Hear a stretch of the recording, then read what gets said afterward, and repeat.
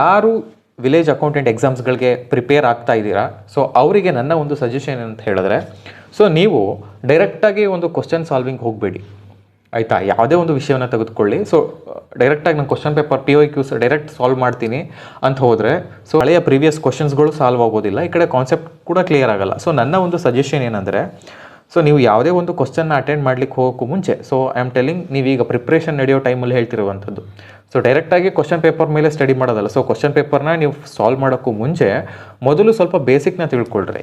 So for example, ಇವಾಗ ನೀವು current ಅಫೇರ್ಸ್ನ ನೀವು ಕ್ವಶನ್ ಸಾಲ್ವ್ ಮಾಡ್ತಿದ್ದೀರಂದರೆ, ಸೊ ನೀವು ಕರೆಂಟ್ ಅಫೇರ್ಸ್ ಸ್ವಲ್ಪ ನಾಲೆಡ್ಜ್ ಇರಬೇಕಲ್ವಾ. ಒಂದು ಬಯಾಲಜಿಯಲ್ಲಿ ಯಾವುದೋ ಒಂದು ಕ್ವಶನ್ ನೀವು ಸಾಲ್ವ್ ಮಾಡ್ಲಿಕ್ಕೆ ಹೋಗಿದ್ದೀರಾ, ಅಥವಾ ಫಿಸಿಕ್ಸಲ್ಲಿ ಯಾವುದೋ ಒಂದು ಕ್ವಶನ್ ಸಾಲ್ವ್ ಮಾಡ್ಲಿಕ್ಕೆ ಹೋಗಿದ್ದೀರಾ, ಸೊ ನಿಮ್ಗೆ ಆ ಒಂದು ಕಾನ್ಸೆಪ್ಟ್ ಮೇಲೆ ಒಂದು ಬೇಸಿಕ್ ಅಂಶ ಗೊತ್ತಿರಬೇಕು. ಅದಾದ ಮೇಲೇ ನೀವು ಆ ಒಂದು ಕ್ವಶನ್ ಸಾಲ್ವ್ ಮಾಡ್ಲಿಕ್ಕೆ ಆಗೋದು. ಸೊ ನಿಮ್ಗೆ ಬೇಸಿಕೇ ಗೊತ್ತಿಲ್ಲ, ಏನೂ ಗೊತ್ತಿಲ್ಲ, ಸುಮ್ಮನೆ ಕ್ವಶನ್ ಹೆಂಗೆ ಸಾಲ್ವ್ ಆಗ್ತದೆ? ಹೌದು, ಕ್ವಶನ್ ಸಾಲ್ವ್ ಮಾಡಬೇಕು, ಕರೆಕ್ಟ್, ರೈಟ್. ಆದರೆ ಆ ಕ್ವಶನ್ ಸಾಲ್ವ್ ಮಾಡೋಕ್ಕೂ ಮುಂಚೆ ಸ್ವಲ್ಪ ಬೇಸಿಕ್ ತಿಳ್ಕೊಳ್ಳಿ, ಆ ಕ್ವಶನ್ ಈಸಿಯಾಗಿ ಸಾಲ್ವ್ ಆಗುತ್ತೆ. ಸೊ ಇದು ನನ್ನ ಸಜೆಷನ್. ಸೊ ನಾನು ಆ್ಯಸ್ ಎ BA ನನ್ನ ಒಂದು ಸಜೆಷನ್ ಇದು. ಸೊ ನಾವು ಪ್ರಿಪ್ರೇಷನ್ ಆಗಬೇಕಾಗಿದ್ರೆ ನಾವು ಫಾಲೋ ಮಾಡಿದ ಸ್ಟೆಪ್ ಇದಾಗಿತ್ತು. ಏನಂತ ಹೇಳಿದ್ರೆ, ಸೊ ಡೈರೆಕ್ಟಾಗಿ ಸುಮ್ಮನೆ POQs ನಾವು ಮಾಡ್ತಿರಲಿಲ್ಲ. ಫಸ್ಟ್ ಯಾವಾಗ ನಾವು ಒಂದು ಕಾನ್ಸೆಪ್ಟ್ ಮೇಲೆ, ಒಂದು ಬೇಸಿಕ್ ಕಾನ್ಸೆಪ್ಟ್ ಮೇಲೆ ನಾವು ಸ್ಟ್ರಾಂಗ್ ಆಗ್ತೀವಲ್ಲ, ಅದಾದ ನಂತರ ನಾವು POQsನ ಸಾಲ್ವ್ ಮಾಡ್ತಾ ಹೋದರೆ, ಸೊ ನಮಗೊಂದು ಆ ಒಂದು ಸಬ್ಜೆಕ್ಟ್ ಮೇಲೆ ಒಳ್ಳೆ ಗ್ರಿಪ್ ಬರುತ್ತೆ. ಓಕೆನಾ. ಸೊ ಫಾರ್ ಎಕ್ಸಾಂಪಲ್ ಹಿಸ್ಟ್ರಿ ತೊಗೊಳ್ರಪ್ಪ ಈಗ ನೀವು. ಸೊ ಹಿಸ್ಟ್ರಿ ಸುಮ್ಮನೆ ಡೈರೆಕ್ಟಾಗಿ ನೀವು POQs ಮಾಡಿದ್ರೆ ಸಾಲ್ವ್ ಆಗಿಬಿಡುತ್ತಾ? ಆಗಲ್ಲ. ಸೊ ನಿಮ್ಗೇನು ಅದ್ರ ಬಗ್ಗೆ ಸ್ವಲ್ಪ ಸ್ಟಡಿ ಮಾಡಬೇಕು ನೀವು. ಆ ಸ್ಟಡಿ ಮಾಡಿದ್ಮೇಲೆ ಆ ಕಾನ್ಸೆಪ್ಟ್ ಏನಂತ ನಿಮ್ಗೆ ಗೊತ್ತಾಗಬೇಕು. ಸೊ ಯಾವ ರಾಜ ಯಾವಾಗ ಯುದ್ಧ ಬಂದ, ಏನು ಬಂದ, ಒಂದು ಡೈನೆಸ್ಟಿ ಬಗ್ಗೆ, ಅವರ ಒಂದು ಆರ್ಕಿಟೆಕ್ಚರ್ ಬಗ್ಗೆ, ಆರ್ಟ್ ಬಗ್ಗೆ, ಅವರ ಒಂದು ಕಾಂಟ್ರಿಬ್ಯೂಷನ್ಸ್ ಬಗ್ಗೆ ನೀವು ಓದಿದಾಗ ಮಾತ್ರ, ಅವರ ಒಂದು ಅಡ್ಮಿನಿಸ್ಟ್ರೇಷನ್ ರೂಲ್ಸ್ಗಳ ಬಗ್ಗೆ, ಅವರ ಒಂದು ಎಜುಕೇಷನ್ ಸಿಸ್ಟಮ್ ಬಗ್ಗೆ ಓದಿದಾಗ ಮಾತ್ರ ಅಲ್ಲಿ ಬರುವಂತಹ ಕ್ವಶನ್ಸ್ಗಳನ್ನ ನಾವು ಸಾಲ್ವ್ ಮಾಡಲಿಕ್ಕೆ ಆಗುವಂಥದ್ದು. ಹಾಗಾಗಿ ನನ್ನ ಒಂದು ಸಜೆಷನ್ ಎಲ್ಲ ಅಭ್ಯರ್ಥಿಗಳಿಗೆ, ಸೊ ಯಾರು ಇವಾಗ ಸ್ಟಾರ್ಟ್ ಮಾಡ್ತಿದ್ದೀರಾ ಅವ್ರಿಗೂ ಕೂಡ ನಾನು ಹೇಳೋದಿದೆ, ಸ್ವಲ್ಪ ಫಸ್ಟು ಕ್ವಶನ್ ಅಟೆಂಡ್ ಮಾಡೋಕ್ಕೂ ಮುಂಚೆ ಒಂದು ಬೇಸಿಕ್ನ ಕ್ಲಿಯರ್ ಮಾಡ್ಕೊಳ್ಳಿ. ನಂತರ ನೀವು ಕ್ವಶನ್ ಹೋಗಿ 100% ಕ್ವಶನ್ ಸಾಲ್ವ್ ಆಗ್ತದೆ. ಓಕೆನಾ. ಓಕೆ. ಸೊ ಈ ವಿಡಿಯೋದಲ್ಲಿ ನಾನು ಪ್ರಮುಖವಾಗಿ ಸೈನ್ಸ್ ಬಗ್ಗೆ ನಾನು ಮಾತಾಡ್ತಾ ಇದ್ದೀನಿ. ಒಂದು ವಸ್ತು ಅಥವಾ ಒಂದು ಆರ್ಗ್ಯಾನಿಸಮ್ನ ನಾವು ಜೀವಂತ ಅಂತ ಹೇಳಲಿಕ್ಕೆ ಅದು ಪ್ರಮುಖವಾಗಿ ಜೈವಿಕ ಕ್ರಿಯೆಯನ್ನು ನಡೆಸ್ತಾ ಇರಬೇಕಾಗತ್ತೆ, ಸರಿನಾ. ಸೊ ಜೈವಿಕ ಕ್ರಿಯೆ ಅಂದರೆ ಏನು, ಆ ಜೈವಿಕ ಕ್ರಿಯೆಯಲ್ಲಿ ಬರುವಂತಹ ಸ್ಟೆಪ್ಸ್ಗಳು ಯಾವುದು? ಸೊ ಪ್ರಮುಖವಾಗಿ ಒಂದು ಆರ್ಗ್ಯಾನಿಸಮ್ ಜೈವಿಕ ಕ್ರಿಯೆಯನ್ನು ನಡೆಸ್ತಾ ಇದೆ ಅಂತ ಹೇಳಿದ್ರೆ ಅದರಲ್ಲಿ ಕೆಲವೊಂದು ಅಂಶಗಳು ಇರಬೇಕು. ಗ್ರೋತ್ ಇರಬೇಕು, ರೀಪ್ರೊಡಕ್ಷನ್ ಇರಬೇಕು, ರೆಸ್ಪಾನ್ಸ್ ಸ್ಟಿಮ್ಯುಲಿ ಅಂದರೆ ಮುಟ್ಟಿದ್ದಕ್ಕೆ ಅದು ರೆಸ್ಪಾನ್ಸ್ ಮಾಡಬೇಕು, ಈ ರೀತಿಯಂತಹ ಕೆಲವು ಅಂಶಗಳು ಇರ್ತವೆ. ಸೊ ಇವುಗಳನ್ನ ನಾನು ಡೀಟೇಲ್ ಆಗಿ ನಿಮಗೆ ಹೇಳ್ತಾ ಹೋಗ್ತಾ ಇದ್ದೀನಿ. ಸೆಲ್ ಬಗ್ಗೆ ಏನು ಕ್ವಶನ್ಸ್ಗಳು ಬರ್ಬೋದು, ಸೆಲ್ ಕಂಡುಹಿಡಿದಿದ್ದು ಯಾರು, ಮೈಕ್ರೋಸ್ಕೋಪ್ ಫಸ್ಟ್ ಕಂಡುಹಿಡಿದಿದ್ದು ಯಾರು, ನ್ಯೂಕ್ಲಿಯಸ್ ಸೆಲ್ ಒಳಗಡೆ ಇರುವಂಥ ನ್ಯೂಕ್ಲಿಯಸನ್ನು ಕಂಡುಹಿಡಿದವರು ಯಾರು, ಇದ್ರ ಮೇಲೆ ನಿಮ್ಗೆ ಕ್ವಶನ್ಸ್ ಬರ್ಬೋದು. ಅದಾದ ನಂತರ ಪ್ಲ್ಯಾಂಟಿನ ಕೆಲವೊಂದು ಮೂಮೆಂಟ್ಗಳು ಬರ್ತವೆ. ಸೊ ಅದನ್ನು ನಾವು ಟ್ರೋಪಿಸಮ್ ಅಂತ ಕರಿತೀವಿ.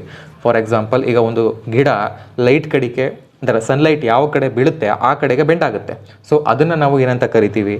ಒಂದು ಗಿಡದ ಬೇರು ನೀರಿನ ಅಂಶ ಯಾವ ಕಡೆ ಇರುತ್ತೆ ಆ ಅಂಶದ ನೀರಿನ ಕಡೆ ಬೆಂಡಾಗಿ ಬೆಳೀತಾ ಹೋಗುತ್ತೆ. ಸೊ ಈ ಒಂದು ಪ್ರೋಸೆಸ್ನ ನಾವು ಏನಂತ ಕರಿತೀವಿ? ಸೊ ಇದ್ರ ಮೇಲೆ ಕ್ವಶನ್ಸ್ ಬರುವಂಥ ಚಾನ್ಸಸ್ ಇರುತ್ತೆ. ಫಾರ್ ಎಕ್ಸಾಂಪಲ್, ಹೈಡ್ರೋಟ್ರೋಪಿಸಮ್ ಅಂತ ಬರುತ್ತೆ, ಜಿಯೋಟ್ರೋಪಿಸಮ್ ಅಂತ ಬರುತ್ತೆ, ಕಿಮೋಟ್ರೋಪಿಸಮ್ ಅಂತ ಬರುತ್ತೆ. ಸೊ ಈ ಟ್ರೋಪಿಸಮ್ಗಳಂದರೆ ಏನು, ಇದ್ರಗಳ ಬಗ್ಗೆ ನಾನು ಈ ಒಂದು ವಿಡಿಯೋದಲ್ಲಿ ತಿಳಿಸ್ತಾ ಹೋಗ್ತಿದ್ದೀನಿ. ಸೊ ಸ್ಟಾರ್ಟ್ ಮಾಡುವ.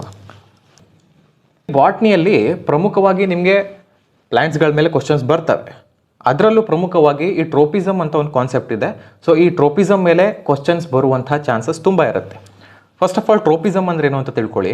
ಟ್ರೋಪಿಸಮ್ ಅಂದರೆ ಸಸ್ಯಗಳ ಚಲನೆ ಅಂತ ಅರ್ಥ ಬರುತ್ತೆ. ಸೊ ಕನ್ನಡದಲ್ಲಿ ಟ್ರಾನ್ಸ್ಲೇಟ್ ಮಾಡಿ ಹೇಳಿದ್ರೆ ಅರ್ಥ ಏನಂತ ಹೇಳಿದ್ರೆ, ಸಸ್ಯಗಳು ಪರಿಸರದ ಪ್ರಚೋದನೆಗೆ ತಕ್ಕಂತೆ ಬೆಳೆಯುವುದನ್ನು ಅಥವಾ ಆ ಪ್ರಚೋದನೆಯನ್ನು ನಾವು ಟ್ರೋಪಿಸಮ್ ಅಂತ ಕರಿತೀವಿ.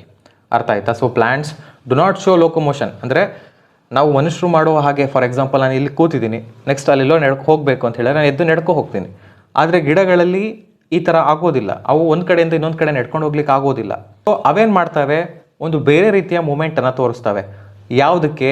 ಎನ್ವೈರನ್ಮೆಂಟಲ್ ಆಗುವಂತಹ ಒಂದು ಕೆಲವೊಂದು ಬದಲಾವಣೆಗಳಿಗೆ ಅವುಗಳ ಮೂಮೆಂಟೇ ಬೇರೆ ಥರ ಇರುತ್ತೆ. ಆ ಒಂದು ಮೂಮೆಂಟನ್ನು ನಾವು ಟ್ರೋಪಿಸಮ್ ಅಂತ ಕರಿತೀವಿ. ಸೊ ಈ ಒಂದು ಕಾನ್ಸೆಪ್ಟ್ ನಿಮಗೆ ಅರ್ಥ ಆಗಬೇಕು ಅಂತ ಹೇಳಿದ್ರೆ ನಾನು ಕೆಲವೊಂದು ಎಕ್ಸಾಂಪಲ್ಸ್ಗಳನ್ನ ಕೊಡ್ತಾ ಹೋಗ್ತೀನಿ. ಆ ಎಕ್ಸಾಂಪಲ್ಸ್ಗಳನ್ನ ಅರ್ಥ ಮಾಡ್ಕೊಳ್ಳಿ. ನಿಮಗೆ ಕ್ವಶನ್ಸ್ಗಳು ಈ ಟ್ರೋಪಿಸಮ್ ಅನ್ನೋ ಒಂದು ಕಾನ್ಸೆಪ್ಟ್ ಮೇಲೆ ಬಂದರೆ ಈಸಿಯಾಗಿ ಸಾಲ್ವ್ ಆಗ್ತವೆ. ಓಕೆ, ಮೊದಲನೆಯದು ಹೈಡ್ರೋಟ್ರೋಪಿಸಮ್ ಅಂತ ಬರುತ್ತೆ. ಸೊ ಹೈಡ್ರೋ ಅಂದರೆ ವಾಟರ್ ಅಂತ ಅರ್ಥ, ಆಯಿತಾ. ಟ್ರೋಪಿಸಮ್ ಅಂತಂದರೆ ಮೂಮೆಂಟ್ ಅಂತ ತಿಳ್ಕೊಳ್ಳಿ ಸದ್ಯಕ್ಕೆ ನೀವು. ಸೊ ವಾಟರ್ ಟುವರ್ಡ್ಸ್ ಮೂಮೆಂಟ್ ಆಗುವುದನ್ನು ನಾವು ಹೈಡ್ರೋಟ್ರೋಪಿಸಮ್ ಅಂತ ಕರಿತೀವಿ. ಸೊ ಒಂದು ಗಿಡ ನೀರಿನ ಕಡೆ ಮೂಮೆಂಟ್ ಆಗುವುದನ್ನು ನಾವು ಹೈಡ್ರೋಟ್ರೋಪಿಸಮ್ ಅಂತ ಕರಿತೀವಿ. ನಿಮಗೆ ಈ ಇಮೇಜಲ್ಲಿ ಗೊತ್ತಾಗ್ತಿದೆ. ಸೊ ಈ ಪ್ಲ್ಯಾಂಟಿನ ರೂಟ್ಸ್ ಏನಿದೆ ಅಲ್ಲ, ಈ ರೂಟ್ಸ್ ಏನಾಗುತ್ತೆ, ನೀರಿರೋ ಕಡೆ ಮೂಮೆಂಟ್ ಆಗ್ತಿದೆ ನೋಡಿ. ಇಲ್ಲೂ ಕೂಡ ಅಷ್ಟೇ, ಇದೊಂದು ಎಕ್ಸ್ಪೆರಿಮೆಂಟಲ್ಲಿ ನಡೆಯುತ್ತೆ. ಸೊ ಆ ಟೈಮಲ್ಲಿ ಏನು ಮಾಡ್ತಾರೆ, ಆ ನೀರನ್ನು ಒಂದು ಪ್ಲ್ಯಾಂಟ್ನ ಪಕ್ಕ ಇಟ್ಟು ಟೆಸ್ಟ್ ಮಾಡ್ತಾರೆ. ಸೊ ಆವಾಗಲೂ ಕೂಡ ಅಷ್ಟೇ, ಆ ನೀರು ಯಾವ ಕಡೆ ಇತ್ತು ನೋಡಿ, ಆ ಕಡೆನೇ ಆ ಪ್ಲ್ಯಾಂಟಿನ ರೂಟ್ಸ್ಗಳು ಬೆಂಡ್ ಆಗ್ತಾ ಹೋಗ್ತಾ ಇದೆ. ಓಕೆನಾ? ಸೊ ಇದನ್ನು ನಾವು ಹೈಡ್ರೋಟ್ರೋಪಿಸಮ್ ಅಂತ ಕರಿತೀವಿ. ಕ್ಲಿಯರ್ ಆಯಿತು? ಸೊ ಟ್ರೋಪಿಸಮ್ ಅಂದರೆ ಮೂಮೆಂಟ್ ಆಫ್ ಪ್ಲ್ಯಾಂಟ್ ಅಂತ ಹೇಳಿ, ಅದರಲ್ಲಿ ಮೊದಲನೇದು ಯಾವುದು, ಹೈಡ್ರೋಟ್ರೋಪಿಸಮ್. ನಿಮಗೆ ಕ್ವಶನ್ ಯಾವ ಥರ ಬರ್ಬೋದು, so the movement of the plant towards the water, ಇದನ್ನು ನಾವು ಏನಂತ ಕರಿತೀವಿ ಅಂತ ಬರ್ಬೋದು. ಸೊ ಅಥವಾ ಇದನ್ನೇ ಉಲ್ಟಾ ರೀತಿ ಕೇಳಬಹುದು. ಸೊ ಹೈಡ್ರೋಟ್ರೋಪಿಸಮ್ಗೆ ಈ ಕೆಳಗೆ ನೀಡಿರುವಂತಹ ಉದಾಹರಣೆಗಳಲ್ಲಿ ಯಾವುದು ಸರಿಯಾದ ಒಂದು ಆಯ್ಕೆ ಅಂತ ಕೇಳ್ಬೋದು. ಆಪ್ಷನ್ ಎ ಒಂದು, ಸೊ ಒಂದು ಗಿಡದ ಬೇರೆ ನೀರಿನ ಕಡೆ ಮೂಮೆಂಟ್ ಆಗ್ತಾ ಇದೆ, ಇದಾಗುತ್ತಾ? ಅಥವಾ ಒಂದು ಗಿಡ ಸೂರ್ಯನ ಕಡೆ ಬೆಂಡಾಗಿ ವಾಲ್ತಾ ಇದೆ, ಇದಾ?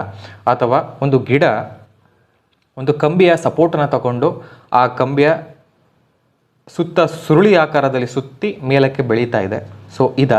ಈ ರೀತಿ ಒಂದು ಎಕ್ಸಾಂಪಲ್ಗಳಲ್ಲೂ ಕೂಡ ಕ್ವಶನ್ಸನ್ನು ಕೇಳ್ಬೋದು. ಸೊ ನಿಮಗೆ ಕಾನ್ಸೆಪ್ಟ್ ಕ್ಲಿಯರ್ ಆದರೆ, ಸೊ ಅವ್ರ ಎಕ್ಸಾಂಪಲ್ ಆರು ಕೇಳಿ ಅಥವಾ ಒಂದು ವರ್ಡ್ ರೀತಿ ಕೇಳಿ ನೀವು ಅದನ್ನು ಸಾಲ್ವ್ ಮಾಡ್ತೀರಾ. ಸೊ ಈಗ ಮೊದಲನೇದು ಹೈಡ್ರೋಟ್ರೋಪಿಸಮ್ ಕ್ಲಿಯರ್ ಆಯಿತು. ಹೈಡ್ರೋಟ್ರೋಪಿಸಮ್ ಅಂದರೆ the movement of plant towards water, ನೀರಿನ ಕಡೆ ಮೂಮೆಂಟ್ ಆಗುವುದನ್ನು ನಾವು ಹೈಡ್ರೋಟ್ರೋಪಿಸಮ್ ಅಂತ ಕರಿತೀವಿ. ಒಂದನೇದು ಕ್ಲಿಯರ್ ಆಯಿತು. ಸೊ ಎರಡನೇದು ಬಂದು ಜಿಯೋಟ್ರೋಪಿಸಮ್ ಅಂತ ಕರಿತೀವಿ. ಸೊ ಜಿಯೋ ಅಂದರೆ ನಿಮ್ಗೆ ಗೊತ್ತು. ಸೊ ಜಿಯೋ ಅಂದರೆ ಅರ್ತ್ ಅಂತ ಅರ್ಥ ಬರುತ್ತೆ, ಆಯಿತಾ? ಭೂಮಿ ಅಂತ ಅರ್ಥ ಬರುತ್ತೆ. ಟ್ರೋಪಿಸಮ್ ಅಂದರೆ ಮೂಮೆಂಟ್ ಅಂತ ಅರ್ಥ. ಸೊ ಜಿಯೋ ಅಂದರೆ the movement of plants towards the earth, ಅಂದರೆ ಭೂಮಿಯ ಕಡೆಗೆ ಮೂಮೆಂಟ್ ಆಗುತ್ತೆ ಪ್ಲ್ಯಾಂಟಿನ ಕೆಲವು ಭಾಗಗಳು. ಓಕೆನಾ? The movement of plants towards the earth is called as geotropism. For example, so ಎಲ್ಲ ಪ್ಲ್ಯಾಂಟ್ಸ್ಗಳು ಅಷ್ಟೇ ಜಿಯೋಟ್ರೋಪಿಸಮ್ನ ತೋರಿಸ್ತವೆ. ಇದು ನೋಡಿ, ಇದೊಂದು ಗಿಡ ಅಂತ ಹೇಳಿದ್ರೆ, ಸೊ ಟುವರ್ಡ್ಸ್ ದ ಅರ್ತ್ ಇದು ಮೂಮೆಂಟ್ ಆಗ್ತಾ ಇದೆ. ಇಲ್ಲೂ ಕೂಡ ಅಷ್ಟೇ, ಆ ಪಾಟನ್ನು ಬೆಂಡ್ ಮಾಡೋದು ನೋಡಿದ್ರು, ಅವಾಗಲೂ ಕೂಡ ಅಷ್ಟೇ ಆ ರೂಟ್ ಏನಾಗ್ತದೆ, ಕೆಳಗಡೆ ಬೆಂಡಾಗಿ ಹೋಗ್ತಾ ಇದೆ. ಸೊ ಹೀಗೆ, ಸೊ ಜಿಯೋಟ್ರೋಪಿಸಮ್ ಅಂದ್ರೇನು? The movement of plant towards the earth is called as geotropism. Clear ಆಯಿತಾ? ಸೊ ಎಕ್ಸಾಂಪಲ್ ನಿಮಗೆ ತಲೆಯಲ್ಲಿ ಕಾನ್ಸೆಪ್ಟ್ ನಿಮ್ಮ ತಲೆಯಲ್ಲಿ ಉಳಿಲಿ ಅಂತ ಹೇಳಿ ನಾನು ಇಮೇಜಸ್ ಕೂಡ ಹಾಕಿದ್ದೀನಿ. ಸೊ ಜಿಯೋ ಅಂದರೆ ಅರ್ತ್ ಅಂತ, ಟ್ರೋಪಿಸಮ್ ಅಂದರೆ ಮೂಮೆಂಟ್ ಅಂತ ಅರ್ಥ. ಸೊ ಎಕ್ಸಾಂಪಲಲ್ಲಿ ನಿಮಗೆ ಕಾಣ್ತಾ ಇದೆ, ಆ ಒಂದು ಪ್ಲ್ಯಾಂಟಿನ ರೂಟ್ ಟುವರ್ಡ್ಸ್ ದ ಅರ್ಥೆ ಮೂಮೆಂಟ್ ಆಗ್ತಾ ಇದೆ. ಮುಂದಿನ ಕಾನ್ಸೆಪ್ಟ್ ಬಂದು ಫೋಟೋಟ್ರೋಪಿಸಮ್ ಅಂತ ಹೇಳಿ. ಸೊ ಫೋಟೋ ಅಂದರೆ ಲೈಟ್ ಅಂತ ಅರ್ಥ, ಓಕೆನಾ? ಟ್ರೋಪಿಸಮ್ ಅಂದರೆ ಮೂಮೆಂಟ್ ಅಂತ. ಸೊ ದ ಮೂಮೆಂಟ್ ಆಫ್ ಪ್ಲ್ಯಾಂಟಿನ ಒಂದು ಮೂಮೆಂಟ್ ಯಾರ ಕಡೆ, ಲೈಟ್ನ ಕಡೆ ಇದ್ದರೆ ಅದನ್ನು ನಾವು ಫೋಟೋಟ್ರೋಪಿಸಮ್ ಅಂತ ಕರಿತೀವಿ. ಸೊ ಫೋಟೋ ಲೈಟ್ ಅಂದ ತಕ್ಷಣ ನನಗೆ ನೆನಪಾಯಿತು. ಸೊ ಪಾರ್ಟ್ 1 ಒಂದು ಸೈನ್ಸ್ ವಿಡಿಯೋದಲ್ಲಿ ನಾನು ಲೈಟ್ನ ಬಗ್ಗೆ ಡಿಸ್ಕಸ್ ಮಾಡಿದ್ದೆ. ಸೊ ಫಿಸಿಕ್ಸ್ ಕಾನ್ಸೆಪ್ಟ್ಗಳನ್ನು ನಾವಲ್ಲಿ ಡಿಸ್ಕಸ್ ಮಾಡಿದ್ವಿ. ಸೊ ಲೈಟ್ ಅಂದ್ರೇನು, ಮತ್ತು ಲೈಟ್ನಲ್ಲಿ ಬರುವಂತಹ ಕೆಲವು ಅದ ಫಿನೋಮಿನಾಗಳ ಬಗ್ಗೆ ಡಿಸ್ಕಸ್ ಮಾಡಿದ್ವಿ. ರಿಫ್ಲೆಕ್ಷನ್, ರಿಫ್ರಾಕ್ಷನ್ ಬಗ್ಗೆ, ಮತ್ತು ಲೆನ್ಸಸ್ಗಳ ಬಗ್ಗೆ, ಮಿರರ್ಗಳ ಬಗ್ಗೆ, ಮತ್ತು ಟೋಟಲ್ ಇಂಟರ್ನಲ್ ರಿಫ್ಲೆಕ್ಷನ್ ಬಗ್ಗೆ, TIR ಬಗ್ಗೆ, ಈ ಕೆಲವು ವಿಷಯಗಳನ್ನ ನಾವಲ್ಲಿ ಡಿಸ್ಕಸ್ ಮಾಡಿ ಕೆಲವು ಕ್ವಶನ್ಸ್ಗಳನ್ನ ಕೂಡ ಸಾಲ್ವ್ ಮಾಡಿದ್ವಿ. ಸೊ ಯಾರು ನೋಡಿಲ್ಲ, you can go and find that. Okay, so phototropism is nothing but the movement of plant towards light ಅಂತ, ಓಕೆನಾ? ಸೊ ಲೈಟ್ನ ಕಡೆಗೆ ಒಂದು ಗಿಡ ಮೂಮೆಂಟ್ ಆದರೆ ಅದನ್ನು ನಾವು ಫೋಟೋಟ್ರೋಪಿಸಮ್ ಅಂತ ಕರಿತೀವಿ. ಕಾನ್ಸೆಪ್ಟ್ ಕ್ಲಿಯರ್ ಆಗಲಿ ಅಂತ ಹೇಳಿ ನಾನು ಇಮೇಜಸನ್ನು ಹಾಕಿದ್ದೀನಿ. ಸೊ ಇಲ್ಲಿ ನೋಡಿ, ಚಿತ್ರದಲ್ಲಿ ನೋಡ್ಬೋದು, ಇಲ್ಲಿ ಸನ್ಲೈಟ್ ಇದೆ. ಸೊ ಸನ್ಲೈಟ್ನ ಕಡೆಗೆ ಈ ಒಂದು ಗಿಡದ ಎಲೆಗಳು ಮೂಮೆಂಟ್ ಆಗ್ತಾಯಿದೆ, ಸೊ ಬೆಂಡ್ ಆಗ್ತಾಯಿದೆ, ಓಕೆನಾ? ಸೊ ಇದೆಲ್ಲ ನಿಮಗೆ 8th 10th ಟೆಕ್ಸ್ಟ್ ಬುಕ್ಕಲ್ಲಿ ನೀವು ನೋಡಿರ್ತೀರ. ಸೊ ಇವೆಲ್ಲ ಇಮೇಜಸ್ಗಳೇನಿದೆ ಎಲ್ಲ ಇದೆಲ್ಲ ಆ ಒಂದು ಬುಕ್ಸ್ಗಳಿದೆ. ನೆಕ್ಸ್ಟ್ ಕಾನ್ಸೆಪ್ಟ್ ಬಂದು, ಸೊ ಸೇಮ್ ಇದು ಕೂಡ ಫೋಟೋಟ್ರೋಪಿಸಮ್ಗೆ ಎಕ್ಸಾಂಪಲ್ ನೋಡಿ. ಇಲ್ಲಿ ಫಸ್ಟ್ ಎಕ್ಸ್ಪೆರಿಮೆಂಟ್ ಯಾವ ಥರ ಇದೆ ಅಂತ ಹೇಳಿದ್ರೆ, ಒಂದು ಪ್ಲ್ಯಾಂಟ್ ಇದೆ. ಆ ಪ್ಲ್ಯಾಂಟನ್ನು ಒಂದು ಕ್ಲೋಸ್ಡ್ ಬಾಕ್ಸಲ್ಲಿ ಇಟ್ಟಿದ್ದಾರೆ. ಒಂದು ಲೆಫ್ಟ್ ಸೈಡಿಂದ ಒಂದು ಸನ್ಲೈಟ್ ಬರುವ ಹಾಗೆ ಒಂದು ಪೋರ್ಷನನ್ನು ಕಟ್ ಮಾಡಿ ಇಟ್ಟಿದ್ದಾರೆ. ಅವಾಗೇನಾಯಿತು, ಆ ಗಿಡ ಆ ಕಡೆಯಿಂದ ಲೈಟ್ ಬರ್ತಿರೋದ್ರಿಂದ, ಆ ಕಡೆಯಿಂದ ಲೈಟ್ ಬರ್ತಿರೋದ್ರಿಂದ ಆ ಕಡೆ ಬೆಂಡ್ ಆಗ್ಲಿಕ್ಕೆ ಸ್ಟಾರ್ಟ್ ಆಯಿತು. ಆ್ಯಂಡ್ ಇನ್ನೊಂದಲ್ಲಿ ಮೇಲ್ಗಡೆ ಪೋರ್ಷನ್ನ ಕಟ್ ಮಾಡಿದ್ರು, ಆವಾಗ ಗಿಡ ಮೇಲ್ಗಡೆ ಬೆಳೀಲಿಕ್ಕೆ ಸ್ಟಾರ್ಟ್ ಆಯಿತು. And the same way right side cut ಮಾಡಿ ನೋಡಿದ್ರು, that will start bending towards right. Okay, phototropism clear ಆಯಿತು. ಮುಂದೆ ನೋಡಿ, ಮುಂದಿನ ಒಂದು ಕಾನ್ಸೆಪ್ಟ್ ಬಂದು ಟಿಗ್ಮೋಟ್ರೋಪಿಸಮ್ ಅಂತ ಹೇಳಿ. ಟಿಗ್ಮೋಟ್ರೋಪಿಸಮ್ ಅಂದರೆ ಒಂದು ಗಿಡ ಇದೆ, ಆ ಗಿಡದ ಸ್ಟೆಮ್ ಏನಿದೆ ತುಂಬ ವೀಕ್ ಇದೆ, ಆಯಿತಾ. ಸೊ ತುಂಬ ವೀಕ್ ಇದೆ, ಗಾಳಿಗೆ ಬಿದ್ದು ಹೋಗೋ ರೀತಿ ಇದೆ. ಯಾವಾಗ ಆ ಒಂದು ಸ್ಟೆಮ್ಮಿನ ಪಕ್ಕದಲ್ಲಿ ಒಂದು ಸಪೋರ್ಟಿಗೆ ಒಂದು ಕಡ್ಡಿ ಅಥವಾ ಒಂದು ದೊಣ್ಣೆ ಅಥವಾ ಏನಾದರೂ ಒಂದು ಗೋಡೆ ಏನೇ ಒಂದು ಸಿಗಲಿ, ಆ ಒಂದು ಸ್ಟೆಮ್ಮಿಗೆ ಸಪೋರ್ಟಾಗಿ ಏನಾದರೂ ಸಿಕ್ಕಿದಾಗ ಆ ಸ್ಟೆಮ್ ಅದರ ಸುತ್ತ ಒಂದು ಟೆಂಡ್ರಿಲ್ಸ್ನ ರಿಲೀಸ್ ಮಾಡಿ ಸುತ್ತಲಿಕ್ಕೆ ಸ್ಟಾರ್ಟ್ ಆಗುತ್ತೆ. ಓಕೆನಾ. ಸೊ ಆ ಸ್ಟೆಮ್ ಇಲ್ಲಿ ಟೆಂಡ್ರಿಲ್ಸ್ ಬಂದಿದೆ ಕೆಲವೊಂದರಲ್ಲಿ, ಆ ಗಿಡ ಏನಾಗುತ್ತೆ ಆ ಸಪೋರ್ಟಿಂಗ್ ಇರುವಂತಹ ವಸ್ತು ಸುತ್ತಲಿಕ್ಕೆ ಸ್ಟಾರ್ಟ್ ಆಗುತ್ತೆ, ಕಾಯಿಲ್ ಆಗುತ್ತೆ. ಸೊ ಇದನ್ನು ನಾವು ಟಿಗ್ಮೋಟ್ರೋಪಿಸಮ್ ಅಂತ ಕರಿತೀವಿ. ನೀವು ಎಕ್ಸಾಂಪಲ್ ಯಾವ್ದು ಬರುತ್ತೆ, ಪಿ ಗಿಡ ಬರುತ್ತೆ. ಪಿ ಅಂದರೆ ಬಟಾಣಿ ಗಿಡ. ನೀವು ನೋಡ್ಬೋದು ಬಟಾಣಿ ಗಿಡ ಏನು ಮಾಡುತ್ತೆ, ತನ್ನ ಪಕ್ಕದಲ್ಲಿರುವಂತಹ ಒಂದು ಸಪೋರ್ಟಿಂಗ್ ಏನು ಬರುತ್ತೆ ಅದ್ರ ಸುತ್ತ ಸುರುಳಿ ಆಕಾರದಲ್ಲಿ ಸುತ್ತಲಿಕ್ಕೆ ಸ್ಟಾರ್ಟ್ ಆಗುತ್ತೆ. ಓಕೆನಾ. ಸೊ ಇದು ಒಂದು ಎಕ್ಸಾಂಪಲ್ ಕೊಟ್ಟೆ ಕೇಳ್ಬೋದು. ಸೊ ಒಂದು ಪಿ ಪ್ಲ್ಯಾಂಟ್ ಅಥವಾ ಬಟಾಣಿ ಗಿಡ ಇದು ಯಾವ ಒಂದು ಟೈಪ್ ಆಫ್ ಮೂಮೆಂಟನ್ನು ತೋರಿಸುತ್ತೆ, ಹೈಡ್ರೋಟ್ರೋಪಿಸಮ್, ಟಿಗ್ಮೋಟ್ರೋಪಿಸಮ್ ಇದೆಲ್ಲ ಕೊಡ್ಬೋದು. ಸೊ ಆವಾಗ ಅದು ಸರಿಯಾದ ಆಪ್ಷನ್ ಯಾವುದಾಗಿರುತ್ತೆ, ಟಿಗ್ಮೋಟ್ರೋಪಿಸಮ್ ಆಗಿರುತ್ತೆ. ಸೊ ಬಟಾಣಿ ಗಿಡ ಈ ಕೆಳಗೆ ನಾನು ಯಾವ ಒಂದು ಟೈಪ್ ಆಫ್ ಮೂಮೆಂಟನ್ನು ತೋರಿಸುತ್ತೆ ಅಂತ ಕೇಳ್ಬೋದು. ಸೊ ಮೊದಲನೇ ಟಿಗ್ಮೋಟ್ರೋಪಿಸಮ್ ಇಟ್ಟಿರ್ತಾನೆ, ಇನ್ನು 4 ಬೇರೆ ಟ್ರೋಪಿಸಮ್ಸ ಇಟ್ಟಿರ್ತಾನೆ. ಸೊ ಬೇರೆದು. ಸೊ ಫಾರ್ ಎಕ್ಸಾಂಪಲ್ ಈಗ ಜಿಯೋಟ್ರೋಪಿಸಮ್ ಇದ್ದರೆ ಹೌದು, ಜಿಯೋಟ್ರೋಪಿಸಮ್ ಆಲ್ಮೋಸ್ಟ್ ಎಲ್ಲ ಪ್ಲ್ಯಾಂಟ್ಸ್ಗಳು ತೋರಿಸುತ್ತೆ. ಇದು ಕೂಡ ಈ ಪ್ಲ್ಯಾಂಟ್ನ ರೂಟ್ ಜಿಯೋಟ್ರೋಪಿಸಮ್ ತೋರಿಸುತ್ತೆ. ಅದ್ರ ಬದಲು ಬೇರೆ ಆಪ್ಷನ್ ಇಟ್ಟು ಈ ಒಂದು ಆಪ್ಷನ್ ಮಾತ್ರ ಕರೆಕ್ಟಾಗಿ ಇಟ್ಟಾಗ ನೀವು ಇದನ್ನು ಸೆಲೆಕ್ಟ್ ಮಾಡಬೇಕಾಗತ್ತೆ. ಓಕೆನಾ. ಸೊ ಟಿಗ್ಮೋಟ್ರೋಪಿಸಮ್ ಅಂದರೆ ಕ್ಲಿಯರ್ ಆಯಿತು. ಏನೂ ಇಲ್ಲ, ಒಂದು ಗಿಡ ಇರುತ್ತೆ, ಆ ಒಂದು ಗಿಡ ತನ್ನ ಬೆಳವಣಿಗೆಗಾಗಿ ತನ್ನ ಅಕ್ಕಪಕ್ಕದಲ್ಲಿರುವಂತಹ ಒಂದು ಸಪೋರ್ಟಿಗೆ ಹೆಚ್ಚಾದಾಗ ಅದರ ಸುತ್ತ ಸುರುಳಿ ಆಕಾರದಲ್ಲಿ ಸುತ್ತಕೊಂಡು ಬೆಳೀಲಿಕ್ಕೆ ಸ್ಟಾರ್ಟ್ ಮಾಡುತ್ತೆ. ಇದನ್ನು ನಾವು ಟಿಗ್ಮೋಟ್ರೋಪಿಸಮ್ ಅಂತ ಕರಿತೀವಿ. ಕ್ಲಿಯರ್ ಆಯಿತಾ. ಓಕೆ, ನೆಕ್ಸ್ಟ್ ಲಾಸ್ಟ್ ಕಾನ್ಸೆಪ್ಟ್ ಬಂದು ಹೀಲಿಯೋಟ್ರೋಪಿಸಮ್ ಅಂತ ಇದೆ. Okay, just a second. Yes, heliotropism ಅಂತ ಇದೆ. ಸೊ ಹೀಲಿಯೋಟ್ರೋಪಿಸಮ್ ಅಂದರೆ ಏನಿಲ್ಲ, ಇಲ್ಲಿ ಒಂದು ಪ್ಲ್ಯಾಂಟ್ ಏನಾಗುತ್ತೆ, ಆ ಪ್ಲ್ಯಾಂಟಿನ ಒಂದು ಪಾರ್ಟ್ ಸನ್ಲೈಟ್ನ ಡೈರೆಕ್ಷನ್ನ ಟ್ರ್ಯಾಕ್ ಮಾಡುತ್ತೆ. ಈಗ ನೀವು ಎಕ್ಸಾಂಪಲ್ ಕೊಟ್ಟು ನಾನು ಹೇಳಿದ್ರೆ ನಿಮಗೆ ಕ್ಲಿಯರಾಗಿ ಅರ್ಥ ಆಗುತ್ತೆ. ಈ ಸೂರ್ಯಕಾಂತಿ ಹೂವೇನಿದೆ, ಇದು ಸೂರ್ಯ ಯಾವ ಕಡೆ ಇರ್ತಾನೆ ಆ ಕಡೆ ತನ್ನ ಫ್ಲವರ್ಸನ್ನು ಡೈರೆಕ್ಷನನ್ನು ಇಟ್ಕೊಂಡಿರುತ್ತೆ. ಫಾರ್ ಎಕ್ಸಾಂಪಲ್ ಈಗ ಸೂರ್ಯ ರೈಟ್ ಸೈಡಲ್ಲಿ ಇದ್ದಾನೆ ಅಂತ ಹೇಳಿದ್ರೆ, ಸೊ ಫ್ಲವರ್ಸ್ ಎಲ್ಲ ರೈಟ್ ಸೈಡ್ ಇರ್ತವೆ. ಸೊ ಯಾವಾಗ ಸೂರ್ಯ ಈವ್ನಿಂಗ್ ಆಗ್ತಾ ಲೆಫ್ಟಿಗೆ ಬರ್ತಾನೆ, ಸೊ ಆ ಫ್ಲವರ್ಸ್ಗಳೆಲ್ಲ ಟರ್ನ್ ಆಗ್ತಾ ಹೋಗ್ತವೆ. ಸೊ ಇಲ್ಲಿ ಏನಾಯಿತು, ಆ ಸನ್ಲೈಟನ್ನು ಡೈಲಿ ಟ್ರ್ಯಾಕ್ ಮಾಡ್ತಾ ಇದೆ ಫ್ಲವರ್. ಓಕೆನಾ. So the tracking of sunlight is known as heliotropism ಅಂತ ಕರಿತೀವಿ. ಕ್ಲಿಯರ್ ಆಯಿತಾ. ಓಕೆ, ಟ್ರೋಪಿಸಮ್ ಬಗ್ಗೆ ನಿಮಗೆ ಎಲ್ಲ ಕಾನ್ಸೆಪ್ಟ್ ಕ್ಲಿಯರ್ ಆಯಿತು ಅಂತ ಅಂದ್ಕೊಂಡಿದ್ದೀನಿ. ಆ್ಯಂಡ್ ಇನ್ನೊಂದಿದೆ, ಲಾಸ್ಟ್ ಇದೆ, ಈ ಒಂದು ಇಮೇಜರ್ ಇದೆ ನೋಡಿ, ಕೀಮೋಟ್ರೋಪಿಸಮ್ ಅಂತ ಬರುತ್ತೆ. ಸೊ ಕೀಮೋಟ್ರೋಪಿಸಮ್ ಅಂದರೆ movement of plant towards chemicals ಕಡೆಗೆ ಒಂದು ಪ್ಲಾಂಟಿನ ಮೂಮೆಂಟನ್ನು ನಾವು ಕಂಡ್ರೆ ಅದನ್ನು ನಾವು ಕೀಮೋಟ್ರೋಪಿಸಮ್ ಅಂತ ಕರಿತೀವಿ. ಇದಕ್ಕೆ ಎಕ್ಸಾಂಪಲ್ ಯಾವುದು ಅಂದರೆ ಇಲ್ಲಿದೆ ನೋಡಿ. ಸೊ ಕೀಮೋಟ್ರೋಪಿಸಮ್ ಅಂತ. So the movement of plant towards chemical ಕಡೆಗೆ ಮೂಮೆಂಟನ್ನು ನಾವು ಕೀಮೋಟ್ರೋಪಿಸಮ್ ಅಂತ ಕರಿತೀವಿ. ಇದಕ್ಕೆ ಎಕ್ಸಾಂಪಲ್ಸ್ಗಳು ಯಾವುದು ಅಂದರೆ, ಸೊ ಇಲ್ಲಿ ನೋಡಿ ಪೋಲನ್ ಗ್ರೇನ್ಸ್ ಇರ್ತವೆ. ಸೊ ಈ ಪೋಲನ್ ಗ್ರೇನ್ಸ್ ಇಲ್ಲಿ ಬಂದು ಫ್ಯೂಸ್ ಆಗಿ ಓವ್ಯೂಲಲ್ಲಿ ಫ್ಯೂಸ್ ಆಗುತ್ತೆ. ಫ್ಯೂಸ್ ಆದ ನಂತರ ಇಲ್ಲಿ ಟ್ಯೂಬ್ ಜನ್ರೇಟ್ ಆಗುತ್ತೆ. ಓಕೆನಾ. ಪೋಲನ್ ಟ್ಯೂಬ್ ಜನ್ರೇಟ್ ಆಗುತ್ತಲ್ವಾ, ಇದನ್ನು ನಾವು ಕೀಮೋಟ್ರೋಪಿಸಮ್ ಅಂತ ಕರಿತೀವಿ. ಸೊ ಇಲ್ಲಿ ಕೆಮಿಕಲ್ ಕಡೆಗೆ ಒಂದು ಮೂಮೆಂಟ್ ಇದೆ ಪ್ಲ್ಯಾಂಟ್ನಲ್ಲಿ. ಸೊ ಇದನ್ನು ನಾವು ಕೀಮೋಟ್ರೋಪಿಸಮ್ ಅಂತ ಕರಿತೀವಿ. ಸೊ ಕೀಮೋಟ್ರೋಪಿಸಮ್ಗೆ ಎಕ್ಸಾಂಪಲ್ ಇಲ್ಲಿದೆ ನೋಡಿ. ಸೊ ಈ ಪೋಲನ್ ಗ್ರೇನ್ಸ್ಗಳೇನಿದೆ ಇವು ಈ ಓವ್ಯೂಲ್ಗೆ ಬಂದು ಫ್ಯೂಷನ್ ಆದಾಗ ಸೊ ಇಲ್ಲಿ ಪೋಲನ್ ಟ್ಯೂಬ್ ಬೆಳೆಯುತ್ತೆ. ಓಕೆನಾ. ಸೊ ಇದು ಒಂದು ಬೆಸ್ಟ್ ಎಕ್ಸಾಂಪಲ್ ಫಾರ್ ಕೀಮೋಟ್ರೋಪಿಸಮ್ಗೆ. ಸೊ ಇಲ್ಲಿ ಒಂದು ಕೆಮಿಕಲ್ ಕಡೆಗೆ ಒಂದು ಮೂಮೆಂಟ್ ಆಯಿತು. ಸೊ ಆ ಮೂಮೆಂಟಿಂದ ಒಂದು ಪೋಲನ್ ಟ್ಯೂಬ್ ಜನ್ರೇಟ್ ಆಗ್ತಾ ಹೋಗ್ತಿದೆ. ಕ್ಲಿಯರ್ ಆಯಿತಾ. ಓಕೆ, ಇದಿಷ್ಟು ಟ್ರೋಪಿಸಮ್ ಬಗ್ಗೆ ನಾವೀಗ ಡಿಸ್ಕಸ್ ಮಾಡಿದ್ವಿ. ಸೊ ಇನ್ನೊಂದು ಸತಿ ನಿಮಗೆ ಕ್ಲಿಯರ್ ಆಗಿ ನಾನು ಹೇಳೋದಾದರೆ, ಜಸ್ಟ್ ಎ ಸೆಕೆಂಡ್, ನಾನು ಸ್ಲೈಡ್ ತೊಗೋತೀನಿ. ಟೀಚ್